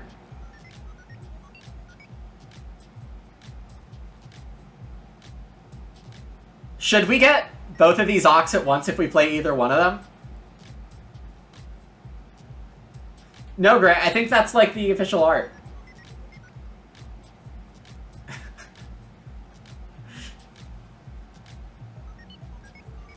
Oh, yeah, okay, the first comma, or, like, the word immediately shouldn't exist. But, yeah, if you choose the right round, Rainier, you could get 2 green immediately.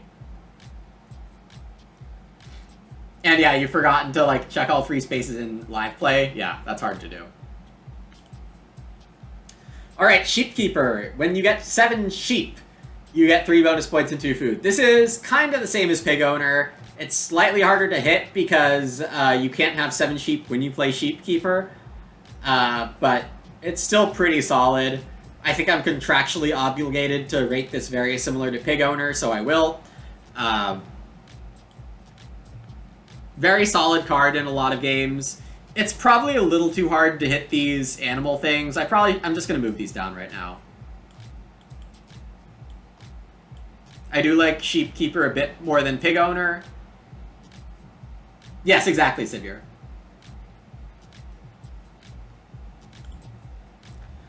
Next up, we have Agricultural Laborer. You get up to 8 clay, and you get the clay for each grain you obtain.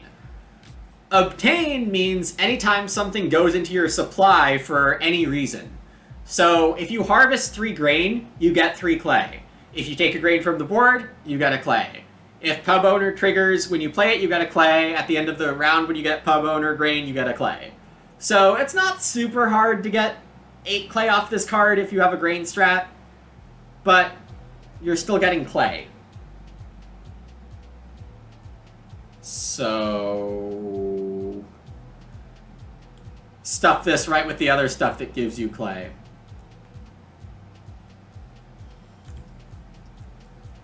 Next up is Butler. You have to play this card in round 11 or before, but if you end up with an empty room, you get 4 bonus points.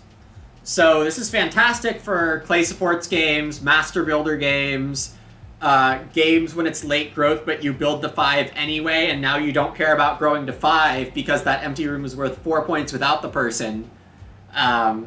There are enough situations where Butler is worth 4 points where it can be pretty good, and also it's like still not that common. So I think this is a B tier card, B minus, because of how difficult it can be to reach that condition. But when you do reach that condition, this is great. 4-point move in the mid game. That's true. Like if you're on big house strats, you have a lot of farming to catch up on, and Butler's not really helping you with it, but let's put it right alongside Fellow Grazer. Alright, how many can we get done in 3 minutes? And I want to end on something good. There's actually nothing super good in the next few cards here. And I don't really feel like rating Inner District Director right now. So, you know, maybe we'll just wrap the stream here. We will continue this tomorrow. When would I be streaming tomorrow? Probably the same time as my Monday, Friday. I'll try to do a stream, wrap up the occupations, start on the minor improvements. Hope that sounds good to y'all, chat. Thanks very much for being here. It was an awesome time. I'm really excited to be making this video for everyone. It's going to be a little annoying to, like, cut these videos together for YouTube, but I guess I'll cross that bridge when I come to it. So yeah, hope to see you all tomorrow, or it'll... Alrighty, hello everyone. Welcome back to our gigantic tier listing exercise. Yesterday we got through however many cards this is. Maybe like 90 cards. We're going at about a card a minute, which means we'll probably need this stream and one more to finish off the tier listing. Today we're going to finish off the tier list of the occupations, and then we are going to check with ourselves how much we like this tier list. I think I have a few things I already regret, and I think I'm gonna end up like scaling this up a little to make those S and A tiers a little bigger. Because right now I'm defining S tier as like almost ban-worthy, and I think I should expand it a little more than that. But yeah, anyways. Hello to Schmog. Hello to CW. Zach. Ace Spade. Zach says Little Peasant needs to be moved to S tier. I think it's variable. Like it's definitely strong. It definitely wins in a lot of ways that are annoying. But yeah, we might be looking back at Little Peasant later.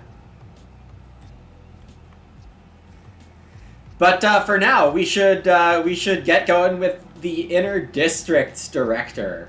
Each time you take Forest or Clay Pit, you can put a stone from the general supply onto the other space and go again. I do not have much experience using this card, so I don't know where to put this. I imagine taking 6 wood and then doing something else can be pretty useful a couple times in the game. I can't really imagine the clay pit part makes a lot of sense, except in a 2-player game. But we're not rating based on 2-player. So, the action it takes to play this, when you think about all the tactical times you're going to want to take a big stack of forest, it's hard to say you get more than, like, a tactical actions value out of this occupation. And you're just, like, spamming stone towards other players. So, let's say this is net 1 action, maybe a little more, but I don't see it being better than that, so I'm going to put this at the back end of C tier, probably. And, you know, as with all of these, I could end up being very wrong. Y'all are talking about Little Peasant. Yeah, Little Peasant lets you Urgent Wish twice. That's the way you play it. You pray for Urgent Wish in 12. Oh, solo, yeah, Inner District Director could be cool for solo. Alright, Small Animal Breeder. Before the start of each round, if you have a lot of food, you get another food. So, you might think Small Animal Breeder snowballs, and like, you're kind of right, but each harvest, you have to throw away a lot of your food, so it's really tough to keep that snowball going. I can imagine a few situations where a Small Animal Breeder is good for, you know, 7 or 8 early food, and that's not a bad occupation. However, like, the amount of times you're going to have a hand where that's useful, probably not very often.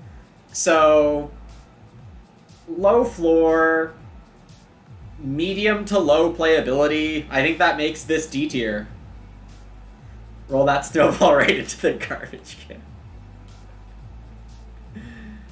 I mostly agree. Don't go for Small Animal Breeder unless you have, like, I don't know, Pavior, which gives you a food if you have a stone, and, like, playing an early Hutch, maybe Small Animal Breeder makes some sense, but... Next up we have Soil Scientist, and I really want to play this card more because I don't have a great grasp on how good it is. But every time you take clay, you can put a stone from your supply on the clay space to get 2 grain, or if you take stone, you can leave 2 clay on the stone space to get 1 veg. This feels like a relatively good crop source. You do want to be taking clay and stone, like 3 or 4 times total in the game, and I don't think it's too pricey. It's probably not a great deal. I would say, like, the overall value is somewhere around Market Crier if you didn't have to... Well, no, Market Crier if you didn't have to give grain to everybody would be pretty good. So, I don't know, like, between Greengrocer and Market Crier for the net value here. Market Crier if you didn't have to give a grain to everyone. Because you're giving stone or clay to people. Maybe like a C plus tier here. Hey, Crix, what's up? Are the tiers internally ordered? Not sure what you mean by that. But yeah, Soil Scientist, it could be really good, and I just haven't realized it, but I don't think it can be that amazing. Maybe on big families this is really good. Maybe on big families this is really good. Let me put this in B-. I think it has some potential here. And it can't really be that bad ever. This is like a totally fine backup crop source if you don't end up with another one in the draft. Alright, stable cleaner. So right now in the alpha testing, there are a couple minor improvements that are triggering like way more than they should. Stable Cleaner gives you a lot of flexibility on when to build your stables. Like, you could play Stable Cleaner and build all 4 of your stables after you do final breeding in case you're, like, waiting for the food to happen then. And you could always, like, get capacity for animals if you need it, like, at the time you need it. So I think Stable Cleaner is pretty flexible. Not a huge ceiling, but very high floor, I think. So, like, a food for a wood on each stable, that's a good deal. So, I think this is B-. Maybe C+. Animal capacity is fun. Yeah, Crix, I'm trying to do something vaguely like that. Well, Gray, the thing is, if you look closely at the definition of turn is actually the actions that you do on an action space. So Stable Cleaner is not an action you do on an action space. So Stable Cleaner is not part of a turn. We're very much in the weeds here. Yeah, as we've said, Little Peasant probably needs to move up. We can just do that now.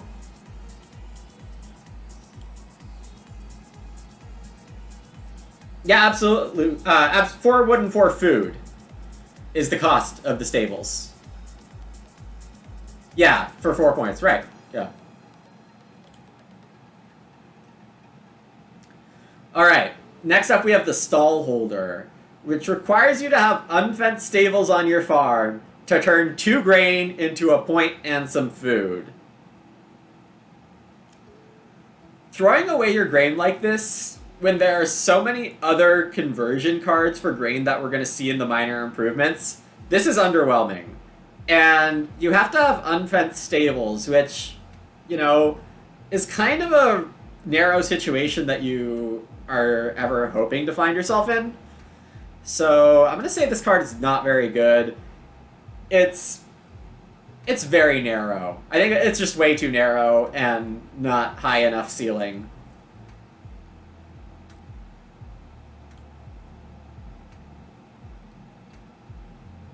Yeah, it's just hard to justify playing this, I think.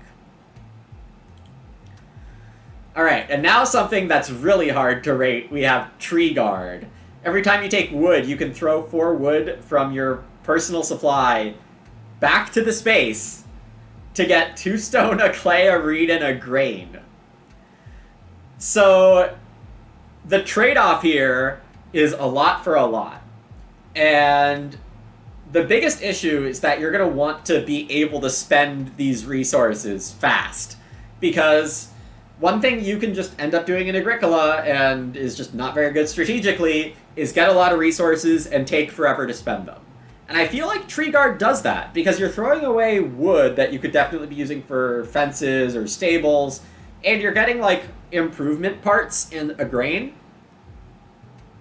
There are definitely situations where I can imagine this being quite good, but we're not rating for the best situation ever here. We're rating on average. And on average, I would say most games, it's hard to justify playing Tree Guard. I'm going to go with that. Tree Guard, Little Peasant, that is a combo. You're guaranteeing yourself a stone, clay, reed, grain space.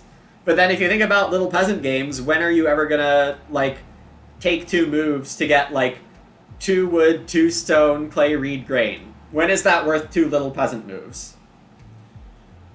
Like, sometimes, but not more than, like, once or twice a game, and you had to take an action to play the card. So I don't think this is very good on average. We're going to put it at the back of the C tier for now. Can also be okay if you already have someone on start. That's true, but I'm not a fan of moves that restrict your tactical options. And if you're telling someone, you bet I'm taking that wood space to start next round, well, then they can predict you a lot better. Next up is the Basket Maker's Wife. I really like the existence of this card. I think it adds a lot of tactical awareness necessary to the game. Like, you do need to know that this card exists now. So, one thing that some of you already noticed if you've played a few games in this new card set is that read is a lot more plentiful. There's no real read tightness anymore. Now, that also means the BMW's good again, and that you're going to get stacks of read in the mid and late game sometimes. So if you're the owner of the BMW, you have to watch out for this card's existence. Something's got to cut this, says Gray, yeah. And Basket Maker's Wife is a really fun card to have, because you can, like, just in the mid game with this secretly in hand, take someone's, like, 4 read pile, and then play Basket Maker's Wife later as a food out. So I like the existence of Basket Maker's Wife given the meta. Read to 2 food's not a huge conversion. I think it's good that this kind of card exists, though, I mean, I can see people being annoyed not knowing it exists and then losing a read stack. That said, I still have to rate this. So I think its usability is a lot higher than you might think at first. I'm going to put this C+, I think. And I think I'm going to be not only moving things a bit upward at the end of these occupations, but also moving things side to side.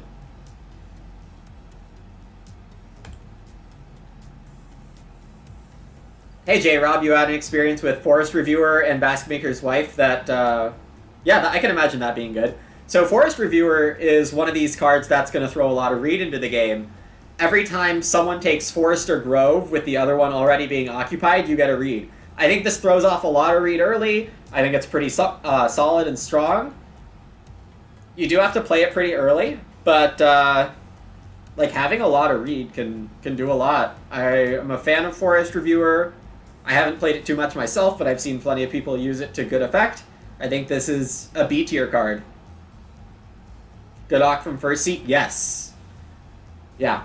Round 1, this is a good occupation.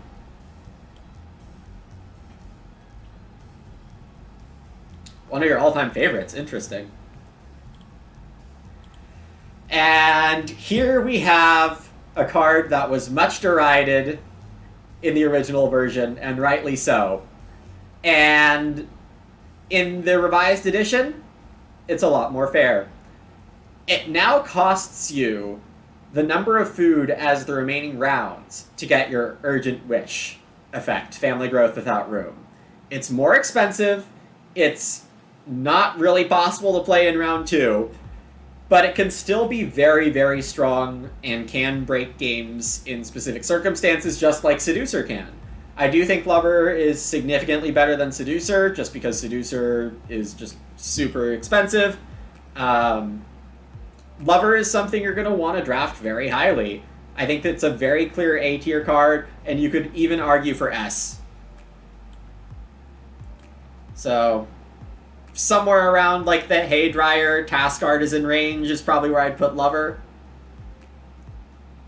I think I'm probably going to end up putting Informant in the S tier. Let me just do that now. This feels a lot more correct. Yes, in a regular game, Lover as your 4th person is a great idea. Get a strong feeding, like 3 rooms, 4 people. That's a classic, very good strategy from the original version, where there were a few ways to do that. Argue. I don't think I can slow down for that, Zach, sorry. Maybe chat can help you.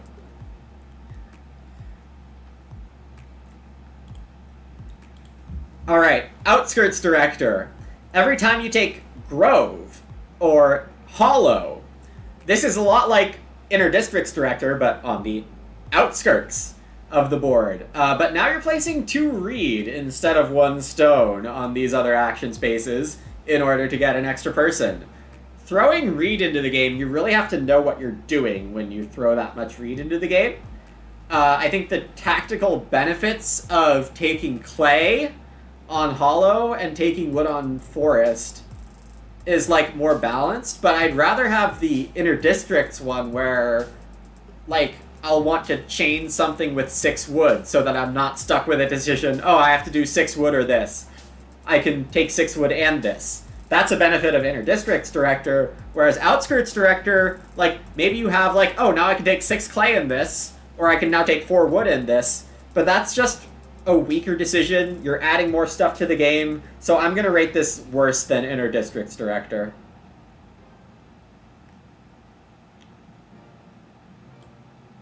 Where did I put Inner Districts Director? There? Let's put this in the top of D tier, with the caveat I might be moving a bunch of stuff up to C- later. Hello, Merrick. Start. I guess you could have room parts in round 2, but then I think it's hard to manage. Ranch Provost, another 4 wood card. And at the end of the game, whoever has the pasture with the highest capacity gets 3 bonus points. This is a fun one to have in the game.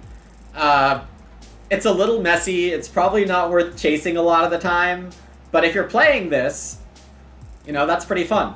The capacity sizes you have to watch out for are people fencing 13 with a 2x2 box and putting all 4 stables in that box. That's like the median win of Ranch Provost that I've seen in my Play Agricola playtesting of this card. So what is that capacity? It starts off with 8, and then you multiply that by 2 to the 4th?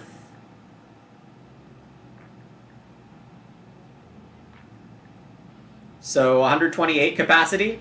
Yeah, I think 128 capacity is right around the median win for this. So you can win it with less, you can win it with more, but that's roughly the range where I think winning Ranch Provost, the capacity would be. Yeah, a 2x2 box with 4 stables in it. That said, I think it's a pretty solid 4 wood card. One of the better ones. Not the best, but that makes it high B tier in my opinion. Yeah, I like Animal Reeve more. It's more like secret information, higher swing for Animal Reeve.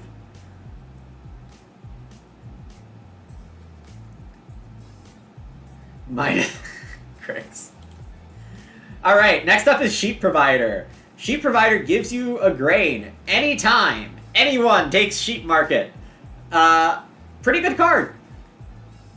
This will throw off a lot of grain for you. It's obviously better when sheep flips early. It's obviously better if people are competing for the first stack of sheep with fireplaces or a mini pasture or that kind of thing. You might even be okay with someone playing Little Stick Knitter if you have Sheep Provider. I'd actually be very happy to see Little Stick. It's just another thing that accelerates how quickly Sheep Markets gets taken. And of course, you can take Sheep Market yourself and get an extra grain. So, pretty big fan of Sheep Provider. One of the better cards in the set.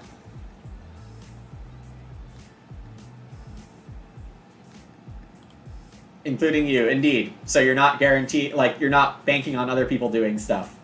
We know we hate that kind of card. Next up, the Stone Buyer, which gives you 2 stone for a food immediately. Hopefully, if you play Stone Buyer, you're using it for that, because that's a pretty good deal. But then from then on, it costs 2 food for every stone. With the amount of stone in this set, I don't think Stone Buyer is particularly good. I've seen a lot of games in the last couple days in alpha testing where there's just a zillion stone floating around. So what I'm thinking is that Stone Buyer's not very good for that reason. This is one of the weaker ways to get some stone, though it is flexible, and if you have a big food engine and nothing else to sink it into, then Stone Buyer can definitely be good. But again, if we're talking about average value of Stone Buyer, I don't think it's very high. I think it goes straight to the middle of D tier here.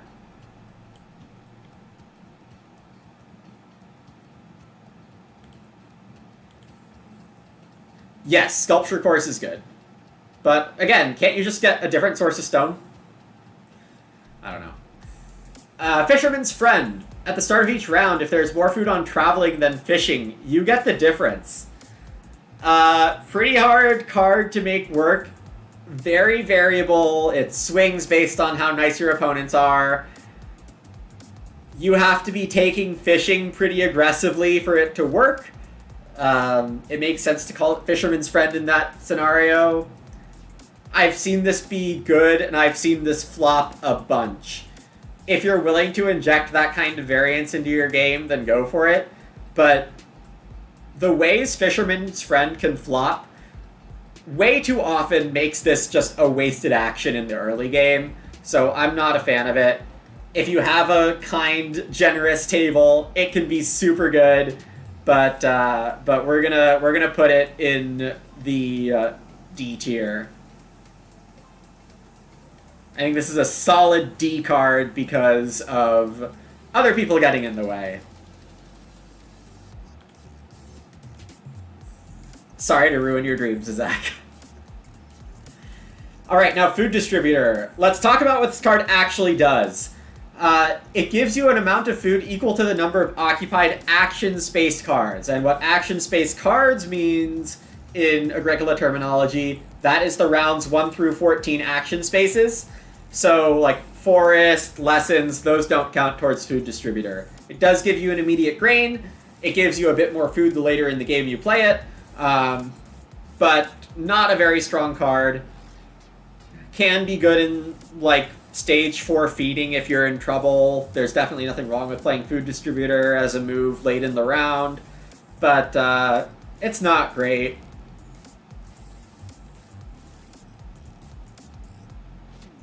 Probably right around Silo Keeper value. I'll put this at the back end of C tier. I don't know if I'm just, like, waffling on, like, borderlines between tiers, but I feel like I'm doing that a lot. I'm probably doing it a bit too much. You didn't realize the distinction between action space cards when you were implementing it. Well, hopefully it's good now. Whoa. Alright, next is the Hoof Caregiver. I just made a Microsoft Paint thing. Hold on, this is gonna annoy me. We're gonna admit that we're using Microsoft Paint for some extra white background here. Alright, now the Hoof Caregiver. This one's a little funky. So, when you play this card, you add a cow to the cattle market, and then for each cow, you get a grain and a food. So I've had a game already where my opponents misread this card, and I think it's understandably misread, where they thought it was 1 grain total plus X food, but you actually get X grain and X food, depending on how many cows are now on cattle market. So you have to know that you're giving someone a stack of cows, and you kind of have to need the grain and or the food for your game. This is an emergency grain source, but it's also a good emergency grain source. So it has its time, but usually it's not worth playing.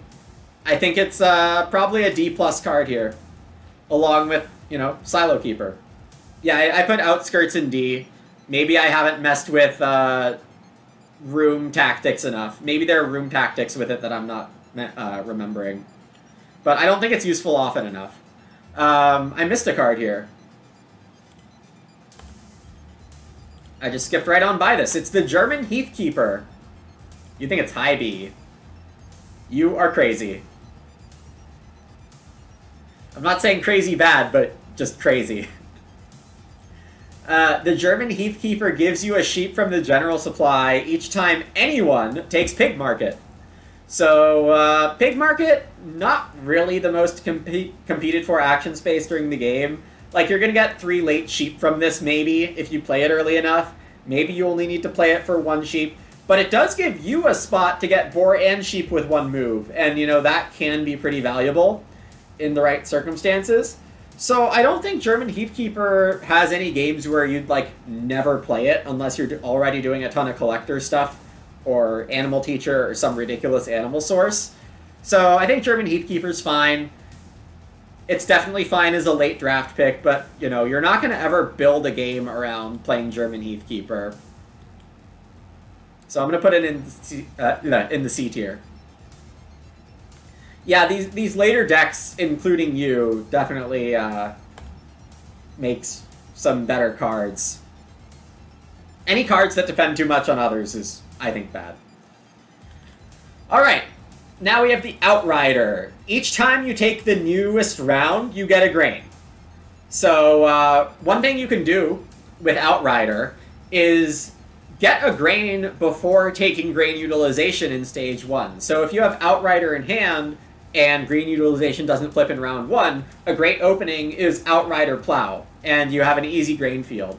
Outrider, if you use it as your main grain source, and, you know, put a little effort into it, it can definitely be worth 4 or 5 grain throughout the game, and come with one of those grains sown early.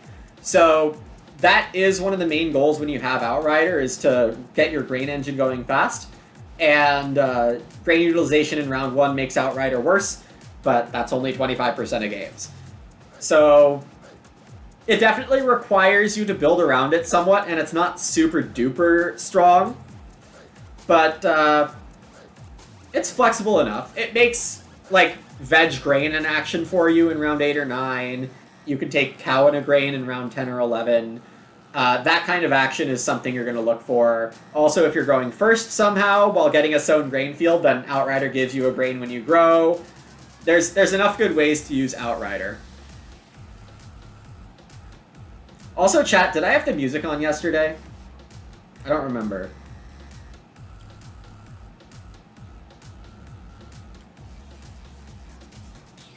Because I feel like I'm making a lot of effort to talk over it. Because I think it usually comes in louder for me than everyone. Alright, next card here is Potato Digger. This card says you can plow a bunch and not worry about taking vegetables or even sow them. So if you have a plow with Potato Digger, that's great. It means this is your only veg action throughout the game, most likely. And yeah, so it requires a game plan where you're getting a lot of fields before you're sowing in them, but you know, that's a reasonable percentage of game plans that involve a lot of fields. So Assistant Tiller, Field Watchman in Stage 4, if you sowed early, those fields are empty now. So before you resow the grain, you can play Potato Digger. I think Potato Digger's pretty flexible, relatively strong. Not for every game, but I think it's a B- on average. Had this with Swing Plow? Yeah, me too, J-Rob. It's very good with Swing Plow. So, bottom of B tier because it's not always playable, but when you can, it can do a lot.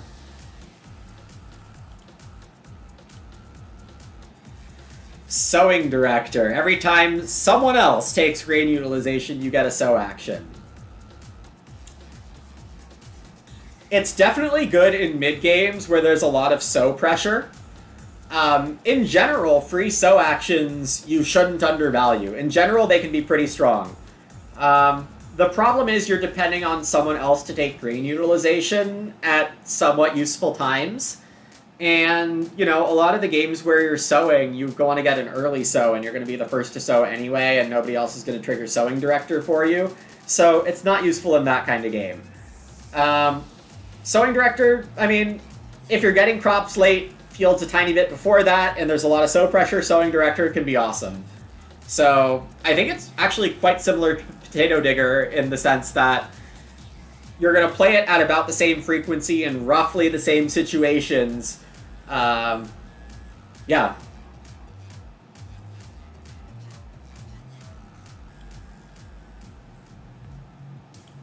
And putting this right next to Chief Forester makes some sense in my opinion.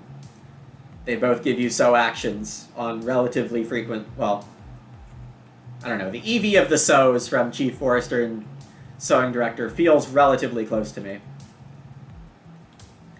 Alright, so that clears up all the C-Deck cards that are either implemented or work in progress. Likely to come into BGA, but not guaranteed. There could be difficult bugs coming up with any of these, but...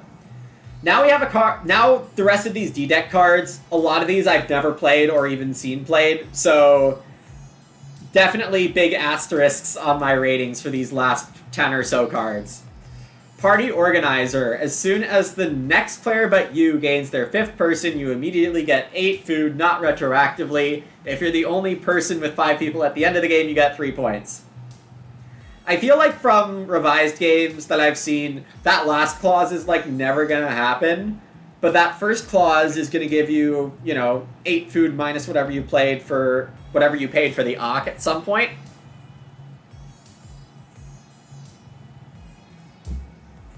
So, like, this is emergency feeding most of the time, which makes it pretty lame.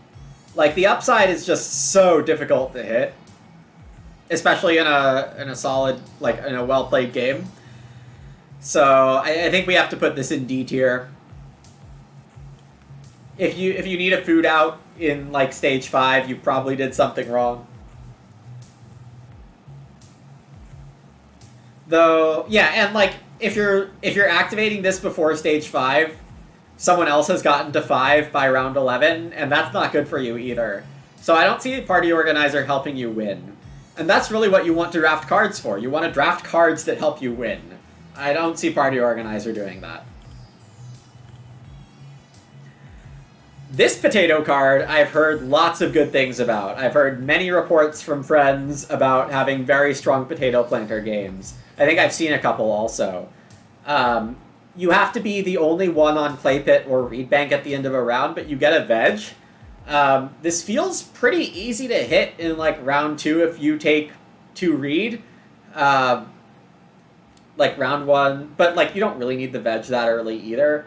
But I don't know. If you look at the rounds where both Clay Pit and Reed Bank are occupied, that's not very many rounds. So I think Potato Planter fires a lot, is the main point I'm trying to make here. And, if you get a lot of veggies, that can do a lot. Hopefully you have a hearth or a schnapps distiller or some way to convert veggies into stuff. There's a card that we're not going to get to see in this set called Weakling, and when Weakling gives you like 20 veggies, the infinite food is just amazing. And I think Potato Planter has a close ceiling to that. So we're going to put it, I think I'm even going to put this in A-. I think Potato Planter has just, like, a lot of ways to go really well. What is next here? Recreational Carpenter? At the end of each work phase where you didn't take meeting place, you get a free build rooms without placing a person. So Recreational Carpenter doesn't allow you to do start build shenanigans, and I think that's an intentional and good part of the design that I think probably was put during playtesting. I don't think Uwe put that in, I think the playtesters did. I'm not really sure where to rate this. It gives you build actions often. It can sneak in and give you growth if the mid-game growth queue is messy. If people are starting to build the second room, you can play Recreational Carpenter and get in there. So I think in like a lower percentage of games, it can have a lot of value. And a lot of games, its value is not very high. I mean, there's definitely a noticeable percentage of games where you want to be the one taking the build rooms action in order to, tactically lock in growth. So knowing where the Recreational Carpenter might be in a draft is pretty important. I think in general I'm not a fan of this kind of design, which forces you to remember a growth-related tactic, whereas Basket Maker's Wife, that tactic the tactic of taking Reed matters less.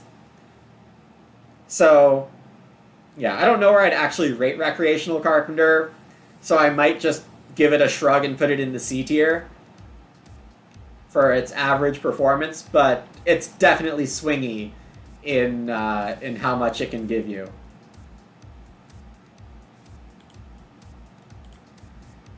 Renovation Preparer is a card I have a beef with. I think Renovation Preparer is awful design. The reward of getting 2 stone for each clay room you build is pretty ridiculous. especially considering how much clay room support is in Revised in general, combining the early Reno cards and like bricklayer, clay plasterer, clay carrier type stuff. I think Renovation Preparer is very abusable. And fun fact about the designer of these cards not being good at designing cards, before playtesting, this card said 3 clay / 3 stone for each wood / clay room. And I distinctly remember a playtest game on Play Agricola where I had clay supports and I built like 5 or 6 clay rooms and got 15 or 18 stone from this. I'm glad you can't do that anymore, because that's just completely unfair. But you can still build 4 rooms with clay supports and get 8 stone, and I still think that's too much. So, this card is pretty powerful. Again, I hate the design, but I think I do have to put it in the high B tier at least for its average performance, because you do want to force a clay room or 2 when you have this. It can give you a lot.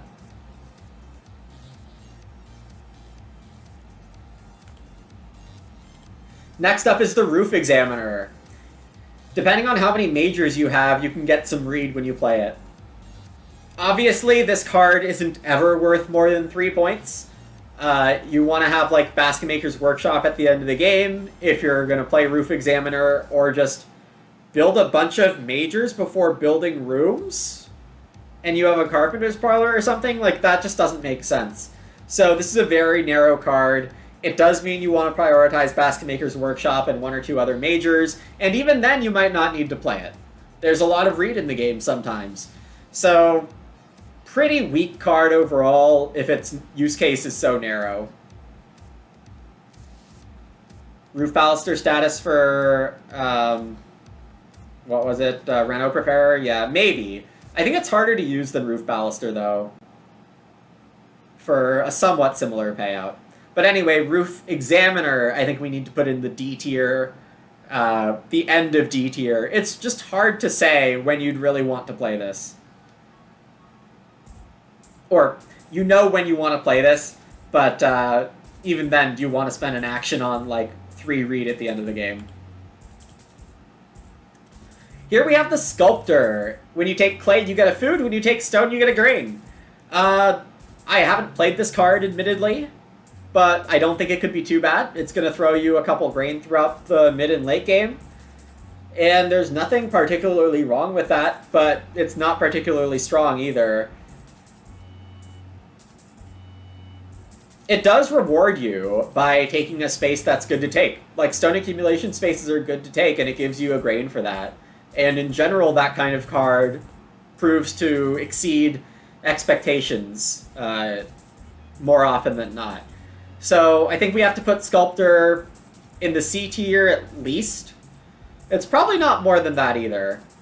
So yeah, I think the middle of the C tier is fine for Sculptor.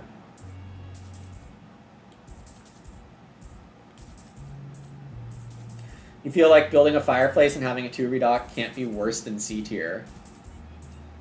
Rainier, I think you'll find in this set, like, a 2 read action is just not hard to find in the mid game anymore. So, I think in the old meta, having a 2 redock is fine. I think in the new meta, not worth very much.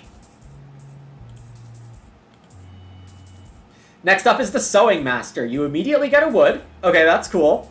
Each time you use an action space with the sew action, you get 2 food. So this is cultivation and grain utilization. And that's all we need to worry about for 4-player. 2 food when you sew? Why do I need to play this card? This card is really saying, I really can't find anything better to do with my turn, and I know I'm going to sow like 3 times this game, including cultivation. Anyone going to ever be excited about playing Sewing Master? Anyone in chat want to play Sewing Master? Anyone in the YouTube comments want to play Sewing Master? I don't think so.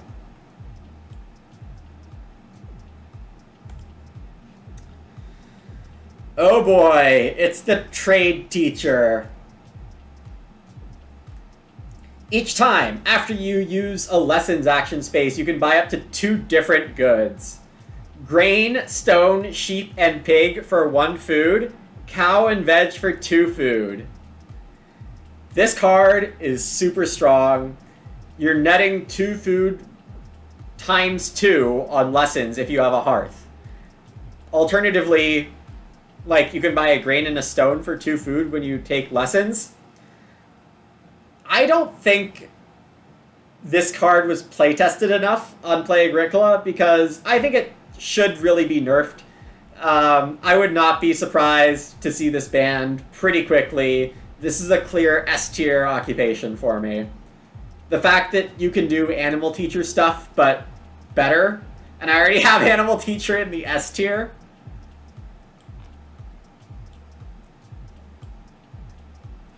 Straight to the top with you, trade teacher. We're probably going to have to ban it. And you could even blame me for not putting it into the compendium as a recommended ban, because the developers were looking at that. You have it in your hand, but it's not... So Zach, did you not get a hearth? There's no way to mess up trade teacher if you have a hearth.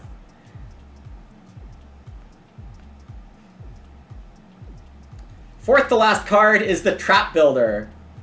Okay, Zach, you're gonna have to take the L on that because I can't help you if you can't make trade teacher good with a hearth. All right, we have the Trap Builder, which on day labor gives you food, food, boar on the next 3 spaces. If you're going for early food setup, then Trap Builder is really great. It's gonna slow down your first room, but you know, do you want 4 or 5 extra food value on your day labors early in the game? Absolutely. Trap Builder has some really high ceilings and relatively strong floors. I think if you're taking day labor in the mid game with Trap Builder, like it's round 9, you are first to grow, you're gonna have capacity or a cookery, Trap Builder makes day labor like a 6 or 7 food action. I think that's pretty good. So yeah, any day labor cards definitely give you more reasons to play a Trap Builder game. Great with mini pasture, yeah, or like early stables. So I think this is a high B card. There are enough risks with using it early, and the value when you use it late is solid but not overwhelming. So that's why I'm putting it at the high end of the B tier. But I mean, I don't have much better than it, right? My S and A tiers are pretty thin right now. Is this the first day labor card we're seeing? I think so. Yeah. Yeah, we'll see a day labor card in the minors also, but we're actually not getting too much day labor stuff in this set, I think. We are lowering the combo density, absolutely, for sure.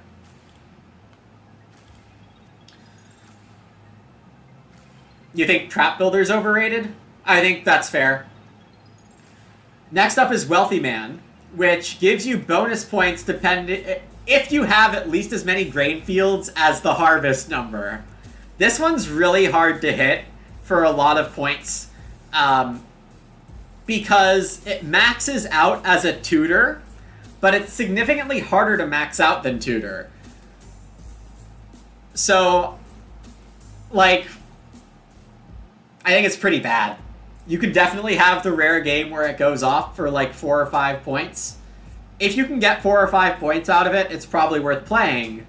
But, you know, the tempo hit of an action that early in the game to get bonus points at the end, you know, you always have to make that judgment call.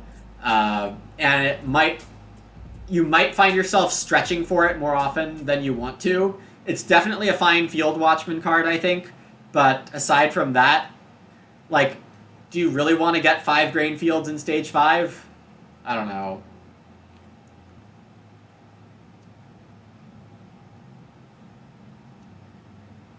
Gonzo, you had Field Watchman, Wealthy Man, you were going to get 6 points, and instead you never played it. Yep, as Rainier says, that sounds typical. It's really hard to make it work. Maybe it has a good game. I haven't seen it, but, you know, some of y'all out there are pretty crazy and good and can probably make it work sometimes. You think it's F tier. J-Rob brings up a good point. Clearing Spade? Clearing Spade, Field Watchman. Now we're talking for Wealthy Man. And then you might want Stall Holder too. You'd really want a way to throw away your grain for points, but those exist now. So Gray says it's F tier. I don't think it's quite there. It's close though.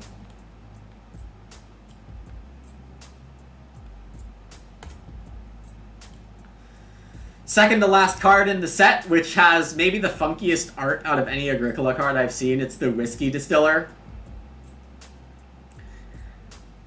You put 4 food 2 rounds away by paying a grain.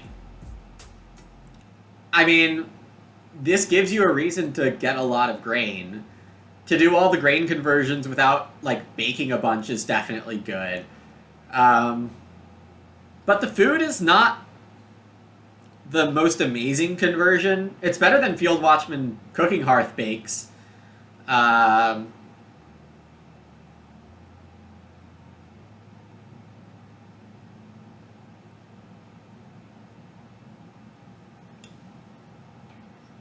don't know, I wouldn't necessarily always want to play this, though. It's just really narrow to have this much grain. Because, like, instead of getting oven parts and points for the oven, you're paying a food for an Ock. Which feels like a downgrade. Gray thinks this card is amazing. Okay. I wasn't going to grade it amazingly. I still think it's hard to justify. I think the average game doesn't have enough grain. I think the average game doesn't have enough grain, and that's the big issue. You can do it as much as you want.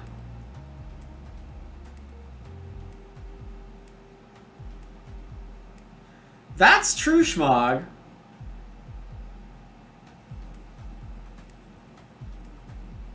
That's true.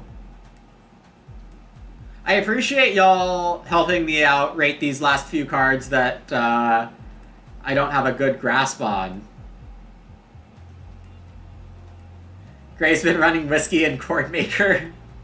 That's true, and this makes stuff like Storehouse Keeper really good.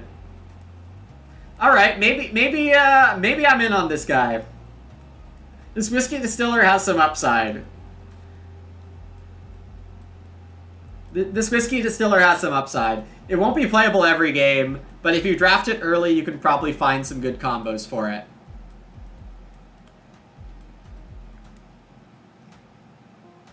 So I imagine what Gray and maybe others are thinking is that this is an A-tier card.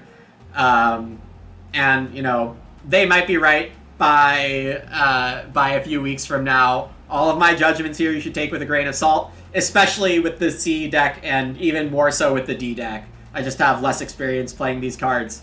A and B decks, again, I said yesterday, I have a pretty good grasp on the A and B deck cards. These C and D stuff, considerably less. Lastly, we have the Young Farmer. You get a grain and a sow each time you take the Major Improvement action space. I mean, getting a grain at the same time you're sowing feels pretty fun. I don't see how this could be that bad. The biggest issue is that you're not going to be taking Major Improvement too often, though it's probably a better place to play your minors than Start Player if you're playing Young Farmer. Do you want Start Player next round, or do you want a grain and a sow? And to maybe mess with someone's Major Improvement. So, I don't know, if you're playing Young Farmer, you probably want to angle for 3 or more triggers off of it, and you're not going to be starting as much. It does not include Reno Major. This is strictly the Stage 1 Major Improvement action space at all player accounts. So, you do have to set up for it. There are a couple downsides, but I think like having sown grain fields when you're doing something else is just a really good idea. So, you know, I think I'm going to put this at like a... I'm going to give this a pretty high grade relative to what you might some of you might think. I'm going to put this at like the back of B tier. And Gonzo, I think a lot of people would agree with you, but what I'm going to claim is that start player is not that much worse than major minor. I think start player really doesn't do much most of the time. So with that, I've gone through all the occupations, and now it's time to look through here and see what I might agree or disagree with. What have I done illogically? At least according to my own justifications. I'm sure a lot of the other strong players in chat will think I did a lot of illogical things, and you know, that's fine. As I said yesterday, make your own tier list. So in my S tier, I have trade teacher, full farmer, wood carrier, animal teacher, and informant. These are all... So wood carrier and informant give you a ton of wood. Trade teacher and animal teacher give you a bunch of animals when you awk. And full farmer is just a ton of easy bonus points. A tier, we have casual worker giving you a lot of stables. We have the 3 wood, 3 miners from task artisan. We have the lover. We have the hay dryer giving a ton of cows. We have the tree gardener giving a ton of wood if you have food. We have the animal reeve giving bonus points conditional to animal sets. Cord maker for a ton of crops. Little peasant, which I upgraded today. Not only is it strong, but it's probably just bannable for being annoying. With Little Peasant and some good support, if you get Urgent Wish for Children in round 12, your winning chances are like 70 or 80%. And I just think that's terrible design. It's like, flip a coin, then flip another coin. Do you win? So I don't like Little Peasant. It's fun to play a couple times, but it gets old faster than Big Country.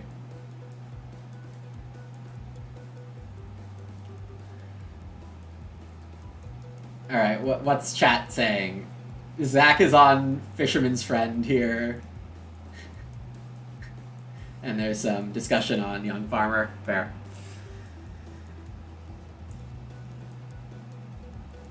Alright, let's see. I think I do have a bit of time to cover Informant here, as Zach asked. Where is that thing?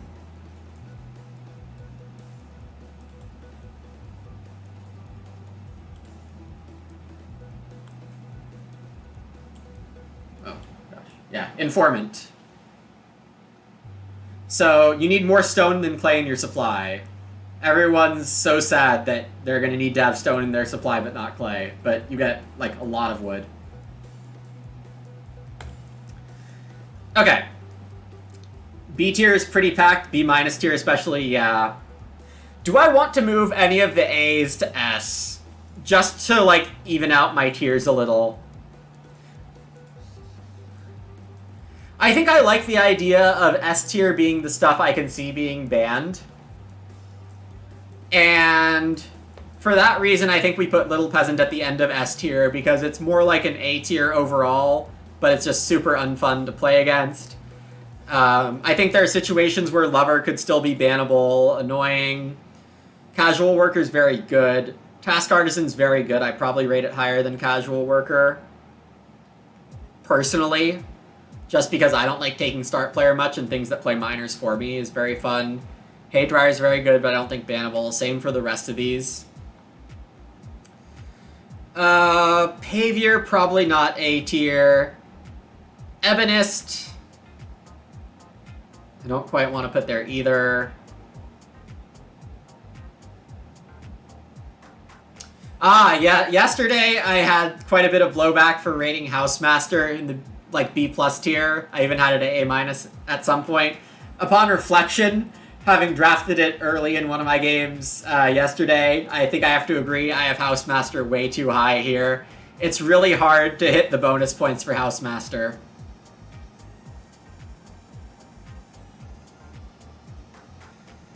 Might be a couple Bs that could be A, Dr. Bois. Yeah, maybe.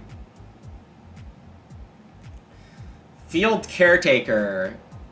Is that the one where you turn clay into grain? That one's good. Stock Protector, Renovation Preparer. I think I should put Renovation Preparer somewhere around there. Trap Builder. Nutrition Expert can do a lot. I think I've seen some pretty good Nutrition Expert stuff recently. It's hard to make work well, but when it works well, it really goes off. Very high ceiling, pretty low floor. Yeah, I'm not going to quite put it in A, which is translatable to it's the back end of A, and I just like having a gigantic B tier.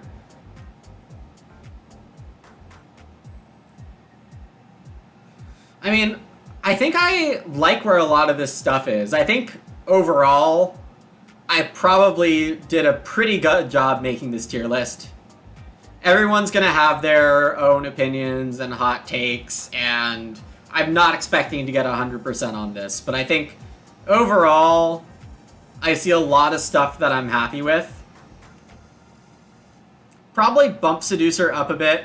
It has an incredibly high ceiling. Similar to Renovation Preparer, you do need to force some stuff. At least the way I like to play it.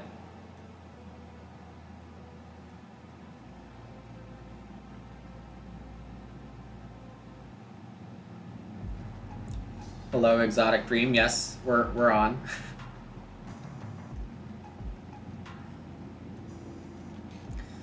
You agree with me that most occupations are more like BCDs? Glad to have some agreement there.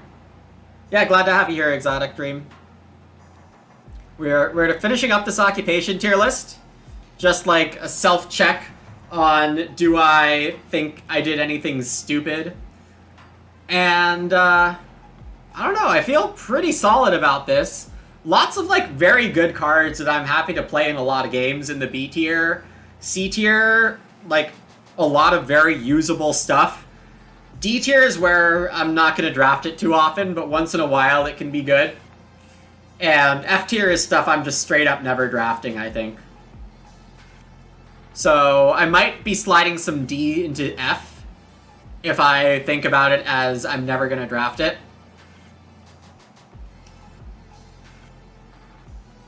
There's a lot of contention on Little Stick Knitter, but as I said yesterday, I expect a lot of people to defend the sheep market space if someone goes for Little Stick Knitter growth.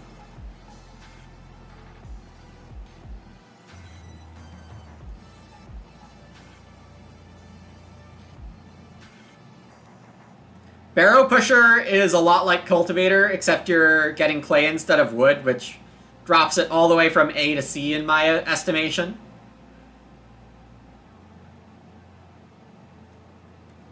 Yeah, I'm generally okay with my C tier also.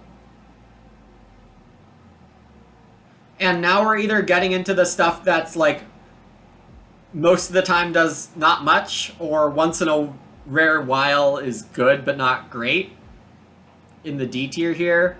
Yeah, and I apologize. I know most of you probably can't read this as I'm going through it, but just bear with me. We're almost through it here.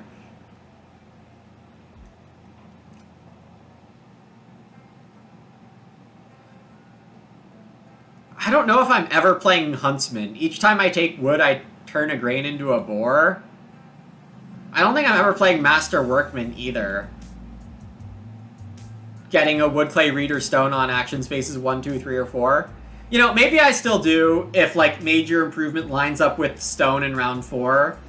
Or, like, sheep ends up with wood, and I have a fireplace. Maybe I'll play Master Workman once in my life. But yeah, the rest of this stuff, I just don't think so. Maybe Merrick. It is hard to read the tier list in this format, so I will be putting this on YouTube, but I don't know about offline. A couple questions. How do these compare to the existing card pool? Pretty heavy BCD tiers. I think there were more A's in CD. Fewer S's. I do think we might have a relatively large ban list from this set. I do think there are some pretty strong things. Yeah, so S is potentially bannable. A is probably not going to be banned, but still always good. B is often good or occasionally amazing. C is like average or not too hard to make good. D is rarely good or on average weak. And F is I'm never playing these. All right, so I think I'm gonna click save here. I don't know. Just...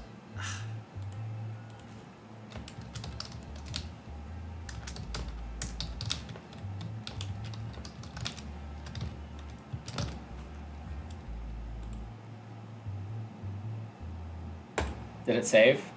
I'm gonna assume it saved. Animal teacher moved down to A? I don't think so. I don't think so. Oh, it cut my title. Okay. Okie dokie. So that is the occupation tiers. Yeah, lots of cards. I agree, June. It's awesome.